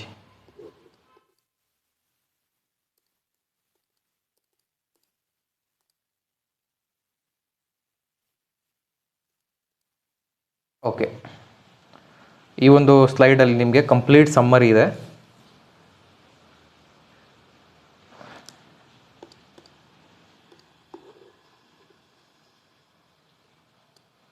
ಓಕೆನಾ. ಈ ಒಂದು ಸ್ಲೈಡಲ್ಲಿ ನಿಮಗೆ ಕಂಪ್ಲೀಟ್ ಸಮ್ಮರಿ ಇದೆ. ಸೊ ಟ್ರೋಪಿಸಮ್ ಅಂದರೆ ಮೂಮೆಂಟ್ ಅಂತ ಹೇಳಿ ಯಾವ ಮೂಮೆಂಟ್ಗಳಿದೆ. ಒನ್ ಈಸ್ ಫೋಟೋಟ್ರೋಪಿಸಮ್, ಎರಡನೇದು ಗ್ರಾವಿಟೋಟ್ರೋಪಿಸಮ್, ಮೂರನೇದು ಕೀಮೋಟ್ರೋಪಿಸಮ್. ಫೋಟೋಟ್ರೋಪಿಸಮ್ ಅಂದರೆ the movement of plant towards light. So ಒಂದು ಗಿಡ ಬೆಳಕಿನ ಕಡೆಗೆ ಮೂಮೆಂಟ್ ಆದರೆ ಅಥವಾ ಚಲನೆಯನ್ನು ಮಾಡಿದ್ರೆ ಇದನ್ನು ನಾವು ಫೋಟೋಟ್ರೋಪಿಸಮ್ ಅಂತ ಕರಿತೀವಿ. ಗ್ರಾವಿಟೋಟ್ರೋಪಿಸಮ್ ಅಂದರೆ ಟುವರ್ಡ್ಸ್ ದ ಅರ್ತ್, ಭೂಮಿಯ ಕಡೆಗೆ ಆ ಒಂದು ಟೈಪ್ ಆಫ್ ಮೂಮೆಂಟನ್ನು ನಾವು ಜಿಯೋಟ್ರೋಪಿಸಮ್ ಅಂತ ಕರಿತೀವಿ. ಮೂರನೇದು ಕೆಮಿಕಲ್ ಕಡೆ ಮೂಮೆಂಟ್ ಆದರೆ ಕಿಮೋಟ್ರೋಪಿಸಮ್ ಅಂತ ಕರಿತೀವಿ. ಹೈಡ್ರೋಟ್ರೋಪಿಸಮ್ ಅಂದರೆ ನೀರಿನ ಕಡೆಗೆ ಮೂಮೆಂಟ್ ಆದೋದನ್ನು ನಾವು ಹೈಡ್ರೋಟ್ರೋಪಿಸಮ್ ಅಂತ ಕರಿತೀವಿ. ತಿಗ್ಮೋ ಅಂತ ಹೇಳಿದ್ರೆ so growth in response to touch as a mechanical support. ಓಕೆನಾ. ಸೊ ನೋಡಿ, ಒಂದು ಸಪೋರ್ಟಿಂಗ್ ಸಿಸ್ಟಮ್ ಆಗಿ ಅಥವಾ ಒಂದು ಆಧಾರಕ್ಕೆ ಇರುವಂತಹ ಒಂದು ವಸ್ತುವನ್ನು ಬಳಸ್ಕೊಂಡು ಅದರ ಸುತ್ತ ಬೆಳೆಯೋದನ್ನು ನಾವು ಟ್ರೋಪಿಸಮ್, ಟಿಗ್ಮೋಟ್ರೋಪಿಸಮ್ ಅಂತ ಕರಿತೀವಿ. ಆ್ಯಂಡ್ ಹೀಲಿಯೋಟ್ರೋಪಿಸಮ್ ಅಂದರೆ ಇಲ್ಲಿ ಟ್ರ್ಯಾಕಿಂಗ್ ಆಗುತ್ತೆ, ಗ್ರೋತ್ ಆಗಲ್ಲ. ಸೊ ಟ್ರ್ಯಾಕಿಂಗ್, ಸೊ ಸೂರ್ಯ ಆ ಕಡೆ ಇರ್ತಾನೆ, ಆ ಕಡೆ ಟ್ರ್ಯಾಕ್ ಆಗ್ತಾ ಇರುತ್ತೆ ಅಷ್ಟೇ, ಬಟ್ ಆ ಕಡೆನೇ ಬೆಳಿಲಿಕ್ಕೆ ಹೋಗೋದಿಲ್ಲ. ಇದನ್ನು ನಾವು ಹಿಲಿಯೋಟ್ರೋಪಿಸಮ್ ಅಂತ ಕರಿತೀವಿ. ಸೊ ಇದಿಷ್ಟು ಟ್ರೋಪಿಸಮ್ಸ್ಗಳು, ಮೂಮೆಂಟ್ ಆಫ್ ಪ್ಲ್ಯಾಂಟ್ಸ್ಗಳು. ಇದರ ಮೇಲೆ ನಿಮಗೆ ಕ್ವಶನ್ ಬರ್ಬೋದು, ಎಕ್ಸಾಂಪಲ್ಗಳ ಮೇಲೆ ಕ್ವಶನ್ ಬರ್ಬೋದು. ಸೊ ಇವುಗಳನ್ನ ಒಂದು ಸಪ್ರೇಟ್ ಒಂದು ಪಾಯಿಂಟ್ಸ್ಗಳ ಹಾಗೆ ಒಂದು ಕಡೆ ನೋಟ್ ಮಾಡ್ಕೊಳ್ಳಿ. ಸೊ ಒಂದು ಸತಿ ರಿವೈಸ್ ಮಾಡಿದ್ರೆ ನಿಮಗೆ ಗೊತ್ತಾಗ್ಬಿಡುತ್ತೆ. ಓಕೆನಾ. Okay. So first of all ಇವಾಗ ಎನ್ವೈರ್ನ್ಮೆಂಟ್ ಅಂದರೆ ಏನು ಅಂತ ತಿಳಿಯುವ. ಸೊ ಎನ್ವೈರ್ನ್ಮೆಂಟ್ ಅಂದರೆ ನಮ್ಮ ಸುತ್ತಮುತ್ತ ಇರುವಂತಹ ವಸ್ತುಗಳಾಗಿರಬಹುದು, ಪ್ರಾಣಿಗಳು, ಸಸ್ಯಗಳು, ಇವೆಲ್ಲವನ್ನು ನಾವು ಒಟ್ಟುಗೂಡಾಗಿ ನಾವು ಎನ್ವಿರಾನ್ಮೆಂಟ್ ಅಥವಾ ಪರಿಸರ ಅಂತ ಕರಿತೀವಿ. ಸೊ ಪರಿಸರ ಅಂದರೆ ಕ್ಲಿಯರ್ ಆಯಿತು. ಸೊ ನಮ್ಮ ಸುತ್ತಮುತ್ತ ಇರೋದನ್ನು ನಾವು ಪರಿಸರ ಅಂತ ಕರಿತೀವಿ. ಸೊ ಆ ಒಂದು ಪರಿಸರದಲ್ಲಿ ಎರಡು ರೀತಿಯ ಅಂಶಗಳನ್ನು ನಾವು ಕಾಣ್ತೀವಿ. ಒಂದು ಬಯೋಟಿಕ್ ಫ್ಯಾಕ್ಟರ್ ಅಂದರೆ ಸಜೀವ ಘಟಕಗಳು, ಇನ್ನೊಂದು ನಿರ್ಜೀವ ಘಟಕಗಳು. ಫಾರ್ ಎಕ್ಸಾಂಪಲ್ ನಿಮ್ಗೆ ಇನ್ನೂ ಶಾರ್ಟ್ ಆಗಿ ಹೇಳಬೇಕಂದ್ರೆ ಇದನ್ನು ನಾವು ಲಿವಿಂಗ್ ಅಂತ ಕರಿತೀವಿ, ಇದನ್ನು ನಾವು ನಾನ್ ಲಿವಿಂಗ್ ಅಂತ ಕರಿತೀವಿ. ಓಕೆನಾ. ಸೊ ಲಿವಿಂಗ್ ಮತ್ತು ನಾನ್ ಲಿವಿಂಗ್. ಸೊ ಲಿವಿಂಗ್ ಅಂದರೆ ಯಾವುದು? ಲಿವಿಂಗ್ ಅಂದರೆ ನಾನು ಆಗಲೇ ಹೇಳಿದೆ, ಯಾವ ವಸ್ತುಗಳಲ್ಲಿ ನಾವು ಜೈವಿಕ ಕ್ರಿಯೆಗಳನ್ನು ಕಾಣ್ತೀವೋ ಅವುಗಳನ್ನ ನಾವು ಲಿವಿಂಗ್ ಆರ್ಗ್ಯಾನಿಸಮ್ ಅಂತ ಕರಿತೀವಿ. ಫಾರ್ ಇಂಗ್ಲೀಷ್ ಸ್ಟೂಡೆಂಟ್ಸ್, ಜೈವಿಕ ಕ್ರಿಯೆಗಳು ಅಂದರೆ ಲೈಫ್ ಪ್ರೋಸೆಸ್ ಅಂತ ಹೇಳಿ. ಸೊ ಲೈಫ್ ಪ್ರೋಸೆಸ್ ಯಾವ ಒಂದು ಆರ್ಗ್ಯಾನಿಸಮ್ನಲ್ಲಿ ಕ್ಯಾರಿ ಔಟ್ ಆಗುತ್ತಲ್ಲ, ಆ ಒಂದು ವಸ್ತುಗಳನ್ನು ನಾವು ಬಯೋಟಿಕ್ ಫ್ಯಾಕ್ಟರ್ನಲ್ಲಿ ಅಥವಾ ಲಿವಿಂಗ್ ಆರ್ಗ್ಯಾನಿಸಮ್ ಅನ್ನೋ ಒಂದು ಕೆಟಗರಿಯಲ್ಲಿ ಇಡ್ತೀವಿ. ಓಕೆನಾ. ಸೊ ಬಯೋಟಿಕ್ ಫ್ಯಾಕ್ಟರ್ಸ್ ಅಂದರೆ ಯಾವುದು? ನಾನ್ ಲಿವಿಂಗ್ ಥಿಂಗ್ಸ್ಗಳು ಅಂದರೆ ಯಾವ ಒಂದು ವಸ್ತುಗಳಲ್ಲಿ ಈ ಒಂದು ಲೈಫ್ ಪ್ರೋಸೆಸ್ ಅನ್ನೋ ಒಂದು ಕ್ರಿಯೆ ನಡೆಯೋದಿಲ್ಲ ನೋಡಿ, ಆ ಒಂದು ವಸ್ತುಗಳನ್ನು ನಾವು ನಾನ್ ಲಿವಿಂಗಲ್ಲಿ ಇಡ್ತೀವಿ. ಕ್ಲಿಯರ್ ಆಯಿತು. ಸೊ ಎನ್ವಿರಾನ್ಮೆಂಟ್ ಅಂದರೆ ಕ್ಲಿಯರ್ ಆಯಿತು. ಲಿವಿಂಗ್ ಥಿಂಗ್ಸ್ ಅಂತ ಯಾವ್ದು ಕರಿತೀವಿ, ನಾನ್ ಲಿವಿಂಗ್ ಥಿಂಗ್ಸ್ ಅಂತ ಯಾವ್ದು ಕರಿತೀವಿ, ಕ್ಲಿಯರ್ ಆಯಿತು. ಇದಕ್ಕೆ ಎಕ್ಸಾಂಪಲ್ಸ್ಗಳು ಬೇಕು ಅಂದರೆ so animals, plants, micro organism, ಪ್ರಾಣಿ ಪಕ್ಷಿಗಳು, ಸಸ್ಯಗಳು ಹಾಗೂ ಕ್ರಿಮಿಕೀಟಗಳು, ಇವುಗಳು ಈ ಲಿವಿಂಗ್ ಆರ್ಗ್ಯಾನಿಸಮ್ಸ್ಗಳಿಗೆ ಅಥವಾ ಬಯೋಟಿಕ್ ಫ್ಯಾಕ್ಟರ್ಗಳಿಗೆ ಉದಾಹರಣೆಗಳಾಗಿರ್ತವೆ. ಸೊ ನಿಮಗೆ ಕನ್ಫ್ಯೂಷನ್ ಮಾಡ್ಬೋದು ಎಕ್ಸಾಂಪಲ್ಲಿ. ಫಾರ್ ಎಕ್ಸಾಂಪಲ್ ಈಗ ಲಿವಿಂಗ್ ಆರ್ಗ್ಯಾನಿಸಮ್ಸ್ ಅಂತ ಕೊಡೋ ಬದಲು ಅವನು ಬಯೋಟಿಕ್ ಫ್ಯಾಕ್ಟರ್ಸ್ಗಳು ಯಾವುದು ಅಂತ ಕೇಳ್ಬೋದು. ಹಾಗಾಗಿ ಸೊ ಇದೆಲ್ಲ ಏನಾಗುತ್ತೆ, ಸಿನೋನಿಮ್ಸ್ ಆಗ್ತದೆ. ಸೊ ಬಯೋಟಿಕ್ ಫ್ಯಾಕ್ಟರ್ಸ್ ಅಂದರೂ ಒಂದೇ, ಲಿವಿಂಗ್ ಆರ್ಗ್ಯಾನಿಸಮ್ಸ್ ಅಂದರೂ ಒಂದೇ. ಕ್ಲಿಯರ್ ಆಯಿತಾ. ವಾಟರ್, ಏರ್, ಸಾಯಿಲ್, ಬೆಟ್ಟಗಳು, ಗುಡ್ಡಗಳು, ವಾಟರ್, ಏರ್, ಇವುಗಳು ಈ ನಾನ್ ಲಿವಿಂಗ್ ಅಥವಾ ಬಯೋಟಿಕ್ ಫ್ಯಾಕ್ಟರ್ಸ್ಗಳಿಗೆ ಉದಾಹರಣೆಗಳಾಗಿರ್ತದೆ. ಸೊ ಇಲ್ಲಿ ನಿಮಗೆ 3 ಕಾನ್ಸೆಪ್ಟ್ ಕ್ಲಿಯರ್ ಆಯಿತು. ಒಂದು ಎನ್ವೈರ್ನ್ಮೆಂಟ್ ಅಂದರೆ ಇದು ಗೊತ್ತಾಯಿತು, ಬಯೋಟಿಕ್ ಫ್ಯಾಕ್ಟರ್ಸ್ ಅಂದರೆ ಗೊತ್ತಾಯಿತು, ಬಯೋಟಿಕ್ ಫ್ಯಾಕ್ಟರ್ಸ್ ಅಂದರೆ ಗೊತ್ತಾಯಿತು. ಯಾವ ಒಂದು ವಸ್ತುವನ್ನು ನಾವು ಲಿವಿಂಗ್ ಆರ್ಗ್ಯಾನಿಸಮ್ ಅಥವಾ ಬಯೋಟಿಕ್ ಆರ್ಗ್ಯಾನಿಸಮ್ ಅಂತ ಕರೀಲಿಕ್ಕೆ ಪ್ರಮುಖವಾಗಿ ಅದರಲ್ಲಿ ಏನಿರಬೇಕು, ಅದರಲ್ಲಿ ಜೈವಿಕ ಕ್ರಿಯೆ ಇರಬೇಕು, ಲೈಫ್ ಪ್ರೋಸೆಸ್ ಇರಬೇಕು. ಅರ್ಥ ಆಯ್ತಾ? Okay, cleared. First side clear. Next ಎರಡನೇ ಸ್ಲೈಡ್ಗೆ ಹೋಗುವ. ಒಂದು ಪೇಜಲ್ಲಿ ನಾನು ಏನು ಡಿಸ್ಕಸ್ ಮಾಡ್ತಿದ್ದೀನಿ ಅಂತ ಹೇಳಿದ್ರೆ, ಸೊ ನಾನು ಆಗಲೇ ಹೇಳಿದೆ ಬಯೋಟಿಕ್ ಅಥವಾ ಲಿವಿಂಗ್ ಅಂತ ನಾವು ಒಂದು ವಸ್ತುವನ್ನು ನಾವು ಕರಿಬೇಕು ಅಂದರೆ ಅದು ಲೈಫ್ ಪ್ರೋಸೆಸ್ನ ಕಾಣಿಸ್ಬೇಕಾಗ್ತದೆ, ಅಂದರೆ ಜೈವಿಕ ಕ್ರಿಯೆಗಳನ್ನ ತೋರಿಸ್ಬೇಕಾಗ್ತದೆ. ಸೊ ಜೈವಿಕ ಕ್ರಿಯೆಗಳು ಯಾವ್ಯಾವ ಬರ್ತವೆ?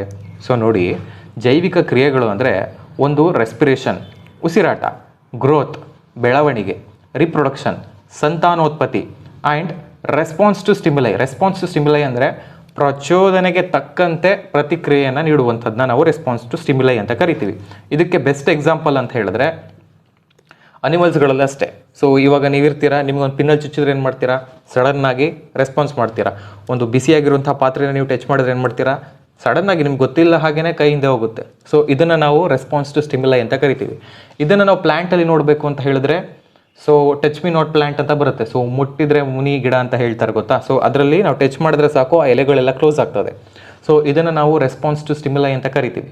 ಸೊ ಪ್ಲ್ಯಾಂಟ್ಸಲ್ಲಿ ಎಲ್ಲ ಗಿಡಗಳು ತೋರಿಸ್ತವೆ. ಸೊ ನಿಮಗೆ ಫಿಸಿಕಲಿ ನಿಮಗೆ ಕಾಣುವಂಥದ್ದು ಆ ಒಂದು ಗಿಡದಲ್ಲಿ, ಸೊ ನಿಮ್ಮ ನೇಕೆಡ್ ಐಗೆ. ಓಕೆನಾ. ರೀಪ್ರೊಡಕ್ಷನ್ ಅಂದರೆ ಗೊತ್ತು, ಗ್ರೋತ್ ಅಂದರೆ ಗೊತ್ತು, ರೆಸ್ಪಿರೇಷನ್ ಅಂದರೆ ಗೊತ್ತು. ಸೊ ಏನೂ ಗೊತ್ತಿಲ್ಲ ಅಂದರೂ ಕೂಡ ನಾನು ಮುಂದೆ ಅದನ್ನು ಡಿಸ್ಕಸ್ ಮಾಡ್ತಾ ಹೋಗ್ತೀನಿ. ಸೊ ಇಷ್ಟು ಅಂಶಗಳನ್ನು ಯಾವ ಒಂದು ವಸ್ತು ತೋರಿಸುತ್ತಲ್ಲ ಆ ಒಂದು ವಸ್ತುವನ್ನು ನಾವು ಬಯೋಟಿಕ್ ಅಥವಾ ಲಿವಿಂಗ್ ಅಂತ ಕರಿತೀವಿ.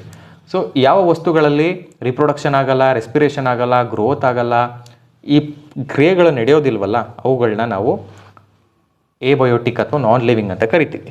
ಆ್ಯಂಡ್ ಇನ್ನೊಂದು ಪ್ರಮುಖವಾಗಿ ಏನಂದರೆ, ಸೊ ಈ ಬಯೋಟಿಕ್ ಅಥವಾ ಲಿವಿಂಗ್ ವಸ್ತುಗಳೇನಿರ್ತವೆ ಇವುಗಳು ಸರ್ವೈವ್ ಆಗಬೇಕು ಅಂತ ಹೇಳಿದ್ರೆ ಅವುಗಳಿಗೆ ಎನರ್ಜಿ ಬೇಕಾಗುತ್ತೆ, ಫುಡ್ ಬೇಕಾಗುತ್ತೆ. ಬಯೋಟಿಕ್ ಅಥವಾ ನಾನ್ ಲಿವಿಂಗ್ ಅಂತ ಏನು ಹೇಳಿದ್ವಿ, ಅವುಗಳಿಗೆ ಆಹಾರ ಅನ್ನುವಂಥದ್ದು ಬೇಕಾಗಿರೋದಿಲ್ಲ. ಓಕೆನಾ, ಕ್ಲಿಯರ್. ಮುಂದಿಂದು ಸೊ ಬಯಾಲಜಿಯಲ್ಲಿ ಎಷ್ಟು ಬ್ರಾಂಚ್ಗಳಿದೆ, ಸೊ ಬಯಾಲಜಿ ಅಂದರೆ ಏನು, ಈ ಒಂದು ವಿಷಯವನ್ನು ಈಗ ತಿಳಿಯೋಣ. ಸೊ ಬಯಾಲಜಿ ಅಂದರೆ ಒಂದು ಲಿವಿಂಗ್ ಆರ್ಗ್ಯಾನಿಸಮ್ ಅಥವಾ ಒಂದು ಜೀವಂತ ಇರುವಂತಹ ಒಂದು ವಸ್ತುವಿನ ಮೇಲೆ ಅಧ್ಯಯನವನ್ನು ನಾವು ಮಾಡಿದ್ರೆ ಅದನ್ನು ನಾವು ಜೀವಶಾಸ್ತ್ರ ಅಥವಾ ಬಯೋಲಜಿ ಅಂತ ಕರಿತೀವಿ. ಅರ್ಥ ಆಯ್ತಾ? So biology is nothing but the study of living organisms. ಜೀವ ಇರುವಂತಹ ವಸ್ತುವಿನ ಬಗ್ಗೆ ಅಧ್ಯಯನವನ್ನು ಮಾಡೋದನ್ನು ಬಯೋಲಜಿ ಅಂತ ಕರಿತೀವಿ. ಈ ಒಂದು ಬಯಾಲಜಿಯಲ್ಲಿ 2 ಬ್ರಾಂಚ್ಗಳು ಬರ್ತವೆ. ಒಂದು ಬಾಟ್ನಿ, ಇನ್ನೊಂದು ಜಿಯಾಲಜಿ. ಗಿಡಗಳ ಬಗ್ಗೆ, ಸಸ್ಯಗಳ ಬಗ್ಗೆ ನಾವು ಸ್ಟಡಿಯನ್ನು ಮಾಡೋತೀವಲ್ಲ, ಸಸ್ಯಗಳ ಬಗ್ಗೆ ನಾವು ಸ್ಟಡಿ ಮಾಡ್ತೀವಲ್ಲ, ಸೊ ಅದನ್ನು ನಾವು ಬಾಟ್ನಿ ಅಂತ ಕರಿತೀವಿ. ಅನಿಮಲ್ಸ್ಗಳ ಮೇಲೆ ನಾವು ಸ್ಟಡಿ ಮಾಡ್ತೀವಲ್ಲ ಅದನ್ನು ನಾವು ಝೂಲಜಿ ಅಂತ ಕರಿತೀವಿ. ಪ್ರಮುಖವಾಗಿ ಇಷ್ಟೇ. ಕ್ವಶನ್ಸ್ ಎಲ್ಲಿ ಬರ್ತವೆ? ಸೊ ಬಾಟ್ನಿಯ ಪಿತಾಮಹ ಯಾರು, ಝೂಲಜಿಯ ಪಿತಾಮಹ ಯಾರು, ಬಯಾಲಜಿಯ ಪಿತಾಮಹ ಯಾರು? ಸೊ ಈ ರೀತಿ ಕ್ವಶನ್ಸ್ಗಳು ಬರ್ತವೆ. ಇದನ್ನು ನೀವು ತಿಳ್ಕೋಬೇಕು. ಸೊ ಬಯಾಲಜಿಯಲ್ಲಿ 2 ಬ್ರಾಂಚ್ ಬರ್ತವೆ, botany, zoology. Botany that deals with, so ಈ ಬೇಸಿಕ್ ಕಾನ್ಸೆಪ್ಟ್ ನಾನು ಏನು ಹೇಳ್ತಾ ಇದ್ದೀನಲ್ಲ, ಸೊ ಇದು ಸೈನ್ಸ್ ಬ್ಯಾಕ್ಗ್ರೌಂಡಿಂದ ಬಂದಿರೋರಿಗೆ ಇದೆಲ್ಲ ಏನಪ್ಪ ಇಷ್ಟು ಬೇಸಿಕ್ ಆಗಿದೆ ಅಂತ ಅನ್ನಿಸ್ತಿರಬಹುದು. ಬಟ್ ದ ಸ್ಟೂಡೆಂಟ್ಸ್ ಯಾರು ಕಾಮರ್ಸ್ ಬ್ಯಾಕ್ಗ್ರೌಂಡಿಂದ ಬಂದು ಈ ಕಾಂಪಿಟೇಟಿವ್ ಎಕ್ಸಾಮ್ಸ್ಗಳಿಗೆ ಪ್ರಿಪೇರ್ ಆಗ್ತಿರ್ತೀರಲ್ಲ, ಸೊ ನಿಮಗೆ ಈ ಒಂದು ವಿಡಿಯೋಸ್ ಹೆಲ್ಪ್ಫುಲ್ ಆಗಲಿ ಅಂತ ಹೇಳಿ ಈ ರೀತಿ ಬೇಸಿಕ್ ಆಗಿ ಹೇಳ್ತಾ ಇದ್ದೀವಿ. ಸೊ ಕಾಮರ್ಸ್ ಸ್ಟೂಡೆಂಟ್ಸ್ ಯಾರು ಇರ್ತೀರಾ, ನೀವು ಕಲ್ತಿರ್ತೀರಾ, ಬಟ್ ನಿಮ್ಮ PU ಜರ್ನಿಯಲ್ಲಿ ನೀವು ಈ ಒಂದು ಸೈನ್ಸಿಂದ ದೂರ ಆದಾಗ ಸೊ ಇದರ ಬಗ್ಗೆ ನಿಮಗೆ ಒಂದು ಕಾನ್ಸೆಪ್ಟ್ಗಳ ಬಗ್ಗೆ ನಿಮ್ಗೆ ಐಡಿಯಾ ಇರೋದಿಲ್ಲ. ಹಾಗಾಗಿ ಸ್ವಲ್ಪ ಡೀಟೇಲ್ ಆಗಿ ಹೇಳ್ತಾ ಇದ್ದೀವಿ, ರೈಟ್? ಓಕೆ, ಮುಂದಿನ ಕಾನ್ಸೆಪ್ಟ್ ಬಂದು difference between plant and animals. Food preparation ಮೇಲೆ ನಿಮಗೆ ಕ್ವಶನ್ಗಳು ಬರಬಹುದು. ಸೊ ಪ್ಲಾಂಟ್ಸ್ ಮತ್ತು ಅನಿಮಲ್ಸಲ್ಲಿ ಫುಡ್ ಪ್ರಿಪ್ರೇಷನ್ ಯಾವ ರೀತಿ ಆಗುತ್ತೆ ಅಂತ ಹೇಳಿ. ಸೊ ಫುಡ್ ಪ್ರಿಪ್ರೇಷನ್ ಅಂತ ಹೇಳಿದ್ರೆ ನಾವು ಅಡುಗೆ ಮನೆಯಲ್ಲಿ ಅಡುಗೆ ತಯಾರು ಮಾಡ್ತೀವಲ್ಲ, ಅದಲ್ಲ. ನೋಡಿ, ಪ್ಲ್ಯಾಂಟ್ಸ್ಗಳು ಮತ್ತು ಅನಿಮಲ್ಸ್ಗಳಿಗೂ ಇರುವಂತಹ ವ್ಯತ್ಯಾಸ ಏನಂದರೆ ಪ್ರಮುಖವಾಗಿ ಆಹಾರ ತಯಾರಿಕೆಯಲ್ಲಿ. ಸೊ ನಮ್ಮನ್ನು ಮತ್ತು ಪ್ರಾಣಿಗಳನ್ನು ನಾವು ಹೆಟರೋಟ್ರೋಪಿಕ್ ಅನ್ನೋ ಒಂದು ಗ್ರೂಪ್ಗಳಿಗೆ ಸೇರಿಸ್ತೀವಿ. ಹೆಟರೋಟ್ರೋಪಿಕ್ ಅಂದ್ರೇನು? ನಾವು ನಮಗೆ ಬೇಕಾಗಿರುವಂಥ ಆಹಾರವನ್ನು ನಾವು ತಯಾರು ಮಾಡಲಿಕ್ಕೆ ಆಗಲ್ಲ. ನಾವು ಬೇರೆಯವ್ರ ಮೇಲೆ ಡಿಪೆಂಡ್ ಆಗಿರ್ತೀವಿ. ಬೇರೆಯವರು ಅಂದರೆ ಬೇರೆ ಪ್ರಾಣಿಗಳ ಮೇಲೆ, ಬೇರೆ ಗಿಡಗಳ ಮೇಲೆ, ಸೊಪ್ಪು ತರಕಾರಿಗಳ ಮೇಲೆ ನಾವು ನಮ್ಮ ಆಹಾರವನ್ನು ನಾವು ಡಿಪೆಂಡ್ ಆಗಿರ್ತೀವಿ. ಸೊ ನಾವು ಓನಾಗಿ ನಾವು ಅಡುಗೆ ಮಾಡ್ಕೊಳ್ಳೋದೇ ಬೇರೆ, ಪ್ರಿಪ್ರೇಷನ್ ಆಫ್ ಫುಡ್ ಅಂತ ಹೇಳಿದ್ರೆ ಇಲ್ಲಿ ತುಂಬ ಜನ ಕನ್ಫ್ಯೂಸ್ ಆಗುತ್ತೆ. ಸೊ ನಾವು ಅಡುಗೆ ಮಾಡ್ಕೋತೀವಲ್ಲ ಅಂಥೇಳಿ. ಸೊ ಆ ರೀತಿ ಅಡುಗೆ ಅಲ್ಲ. ಫಾರ್ ಎಕ್ಸಾಂಪಲ್ ನೀವು ಪ್ಲ್ಯಾಂಟ್ಸನ್ನು ತೆಗೆದುಕೊಂಡ್ರೆ, ಸೊ ಪ್ಲ್ಯಾಂಟ್ಸ್ಗಳು ತಮ್ಮ ಓನ್ ಫುಡ್ಡನ್ನು ತಾವೇ ಪ್ರಿಪೇರ್ ಮಾಡ್ಕೊಳ್ತವೆ ಫೋಟೋಸಿಂಥಸಿಸ್ನಲ್ಲಿ. ಫಾರ್ ಎಕ್ಸಾಂಪಲ್ ನಾವು ಗ್ಲೂಕೋಸ್ ಫಾರ್ಮುಲಾ ಇದೆ C6H12O6 ಅಂತ. ಸೊ ಈ ಒಂದು ಗ್ಲೂಕೋಸ್ ಪ್ರಿಪ್ರೇಷನ್ನನ್ನು ಒಂದು ಪ್ಲ್ಯಾಂಟ್ ತನ್ನ ಎಲೆಯಲ್ಲಿ ಸನ್ಲೈಟ್ನ ಸಹಾಯದಿಂದ ಮಾಡುತ್ತೆ. C6H12O6 ಗ್ಲೂಕೋಸ್ ಪ್ರಿಪ್ರೇಷನ್ ಆಗುತ್ತೆ. ಆದರೆ ಅನಿಮಲ್ಸಲ್ಲಿ ಈ ಗ್ಲೂಕೋಸ್ ಪ್ರಿಪ್ರೇಷನ್ ಆಗೋದಿಲ್ಲ. ನಾವೇನು ಮಾಡ್ತೀವಿ, ಎಕ್ಸ್ಟರ್ನಲ್ ಸೋರ್ಸಿಂದ ಈ ಒಂದು ಗ್ಲೂಕೋಸನ್ನು ಪಡಿತೀವಿ. ಫಾರ್ ಎಕ್ಸಾಂಪಲ್ ಪ್ಲ್ಯಾಂಟ್ಸಲ್ಲಿ ಪ್ರಿಪೇರ್ ಆಗುವಂಥ ಈ ಗ್ಲೂಕೋಸನ್ನು ನಾವು ಡೈರೆಕ್ಟಾಗಿ ಆ ಪ್ಲ್ಯಾಂಟನ್ನು ತಿನ್ನೋ ಮೂಲಕ, ಆ ತರಕಾರಿನ ತಿನ್ನೋ ಮೂಲಕ ನಾವು ನಮ್ಮಲ್ಲಿ ಆ ಒಂದು ಗ್ಲೂಕೋಸನ್ನು ಪಡಿತೀವಿ. So glucose is nothing but is a form of energy. So ನಾವು ಜೀವಂತವಾಗಿರಲಿಕ್ಕೆ ನಮ್ಮಲ್ಲಿರುವಂಥ ಸೆಲ್ಸ್ಗಳು, ಕಣಗಳು ವರ್ಕ್ ಆಗಲಿಕ್ಕೆ ನಮಗೆ ಎನರ್ಜಿ ಬೇಕು. ಸೊ ಆ ಎನರ್ಜಿಯನ್ನು ನಾವು ಗ್ಲೂಕೋಸ್ ಫಾರ್ಮಲ್ಲಿ ಪಡಿತೀವಿ. ಅದು ಹೇಗೆ ಅಂದರೆ indirectly by eating the other things. ಓಕೆನಾ? ನಮ್ಮ ಸ್ವಂತ ಆಹಾರವನ್ನು ನಾವು ತಯಾರು ಮಾಡಲಿಕ್ಕೆ ನಮ್ಮಲ್ಲಿ ಶಕ್ತಿ ಇಲ್ಲ, ನಾವು ಬೇರೆಯವರ ಮೇಲೆ ಡಿಪೆಂಡ್ ಆಗಿರ್ತೀವಿ. ಅದಕ್ಕೆ ನಮ್ಮನ್ನು ಹೆಟರೋಟ್ರೋಪಿಕ್ ಅಂತ ಕರೀತಾರೆ. ಸೊ ಆಟೋಟ್ರೋಪಿಕ್ ಅಂದರೆ they prepare their own food. ಅವರ ಒಂದು ಆಹಾರವನ್ನು ಅವರೇ ಪ್ರಿಪೇರ್ ಮಾಡ್ಕೋತಾರೆ. ಎಕ್ಸಾಂಪಲ್ ಎಲೆಗಳಲ್ಲಿ, ಪ್ಲ್ಯಾಂಟ್ಸ್ಗಳಲ್ಲಿ ಎಲೆಯಲ್ಲಿ ಈ ಒಂದು ಫುಡ್ ಪ್ರಿಪ್ರೇಷನ್ ನಡೆಯುತ್ತೆ. ಗ್ಲೂಕೋಸ್ ಪ್ರಿಪ್ರೇಷನ್ ನಡೆಯುತ್ತೆ. ಓಕೆನಾ. ಅದು ಪ್ಲ್ಯಾಂಟ್ಸನ್ನು ನಾವು ಆಟೋಟ್ರೋಪಿಕ್ ಅಂತ ಕರಿತೀವಿ, ಅನಿಮಲ್ಸನ್ನು ನಾವು ಹೆಟ್ರೋಟ್ರೋಪಿಕ್ ಅಂತ ಕರಿತೀವಿ. ಕ್ಲಿಯರ್ ಆಯಿತಾ? ಓಕೆ.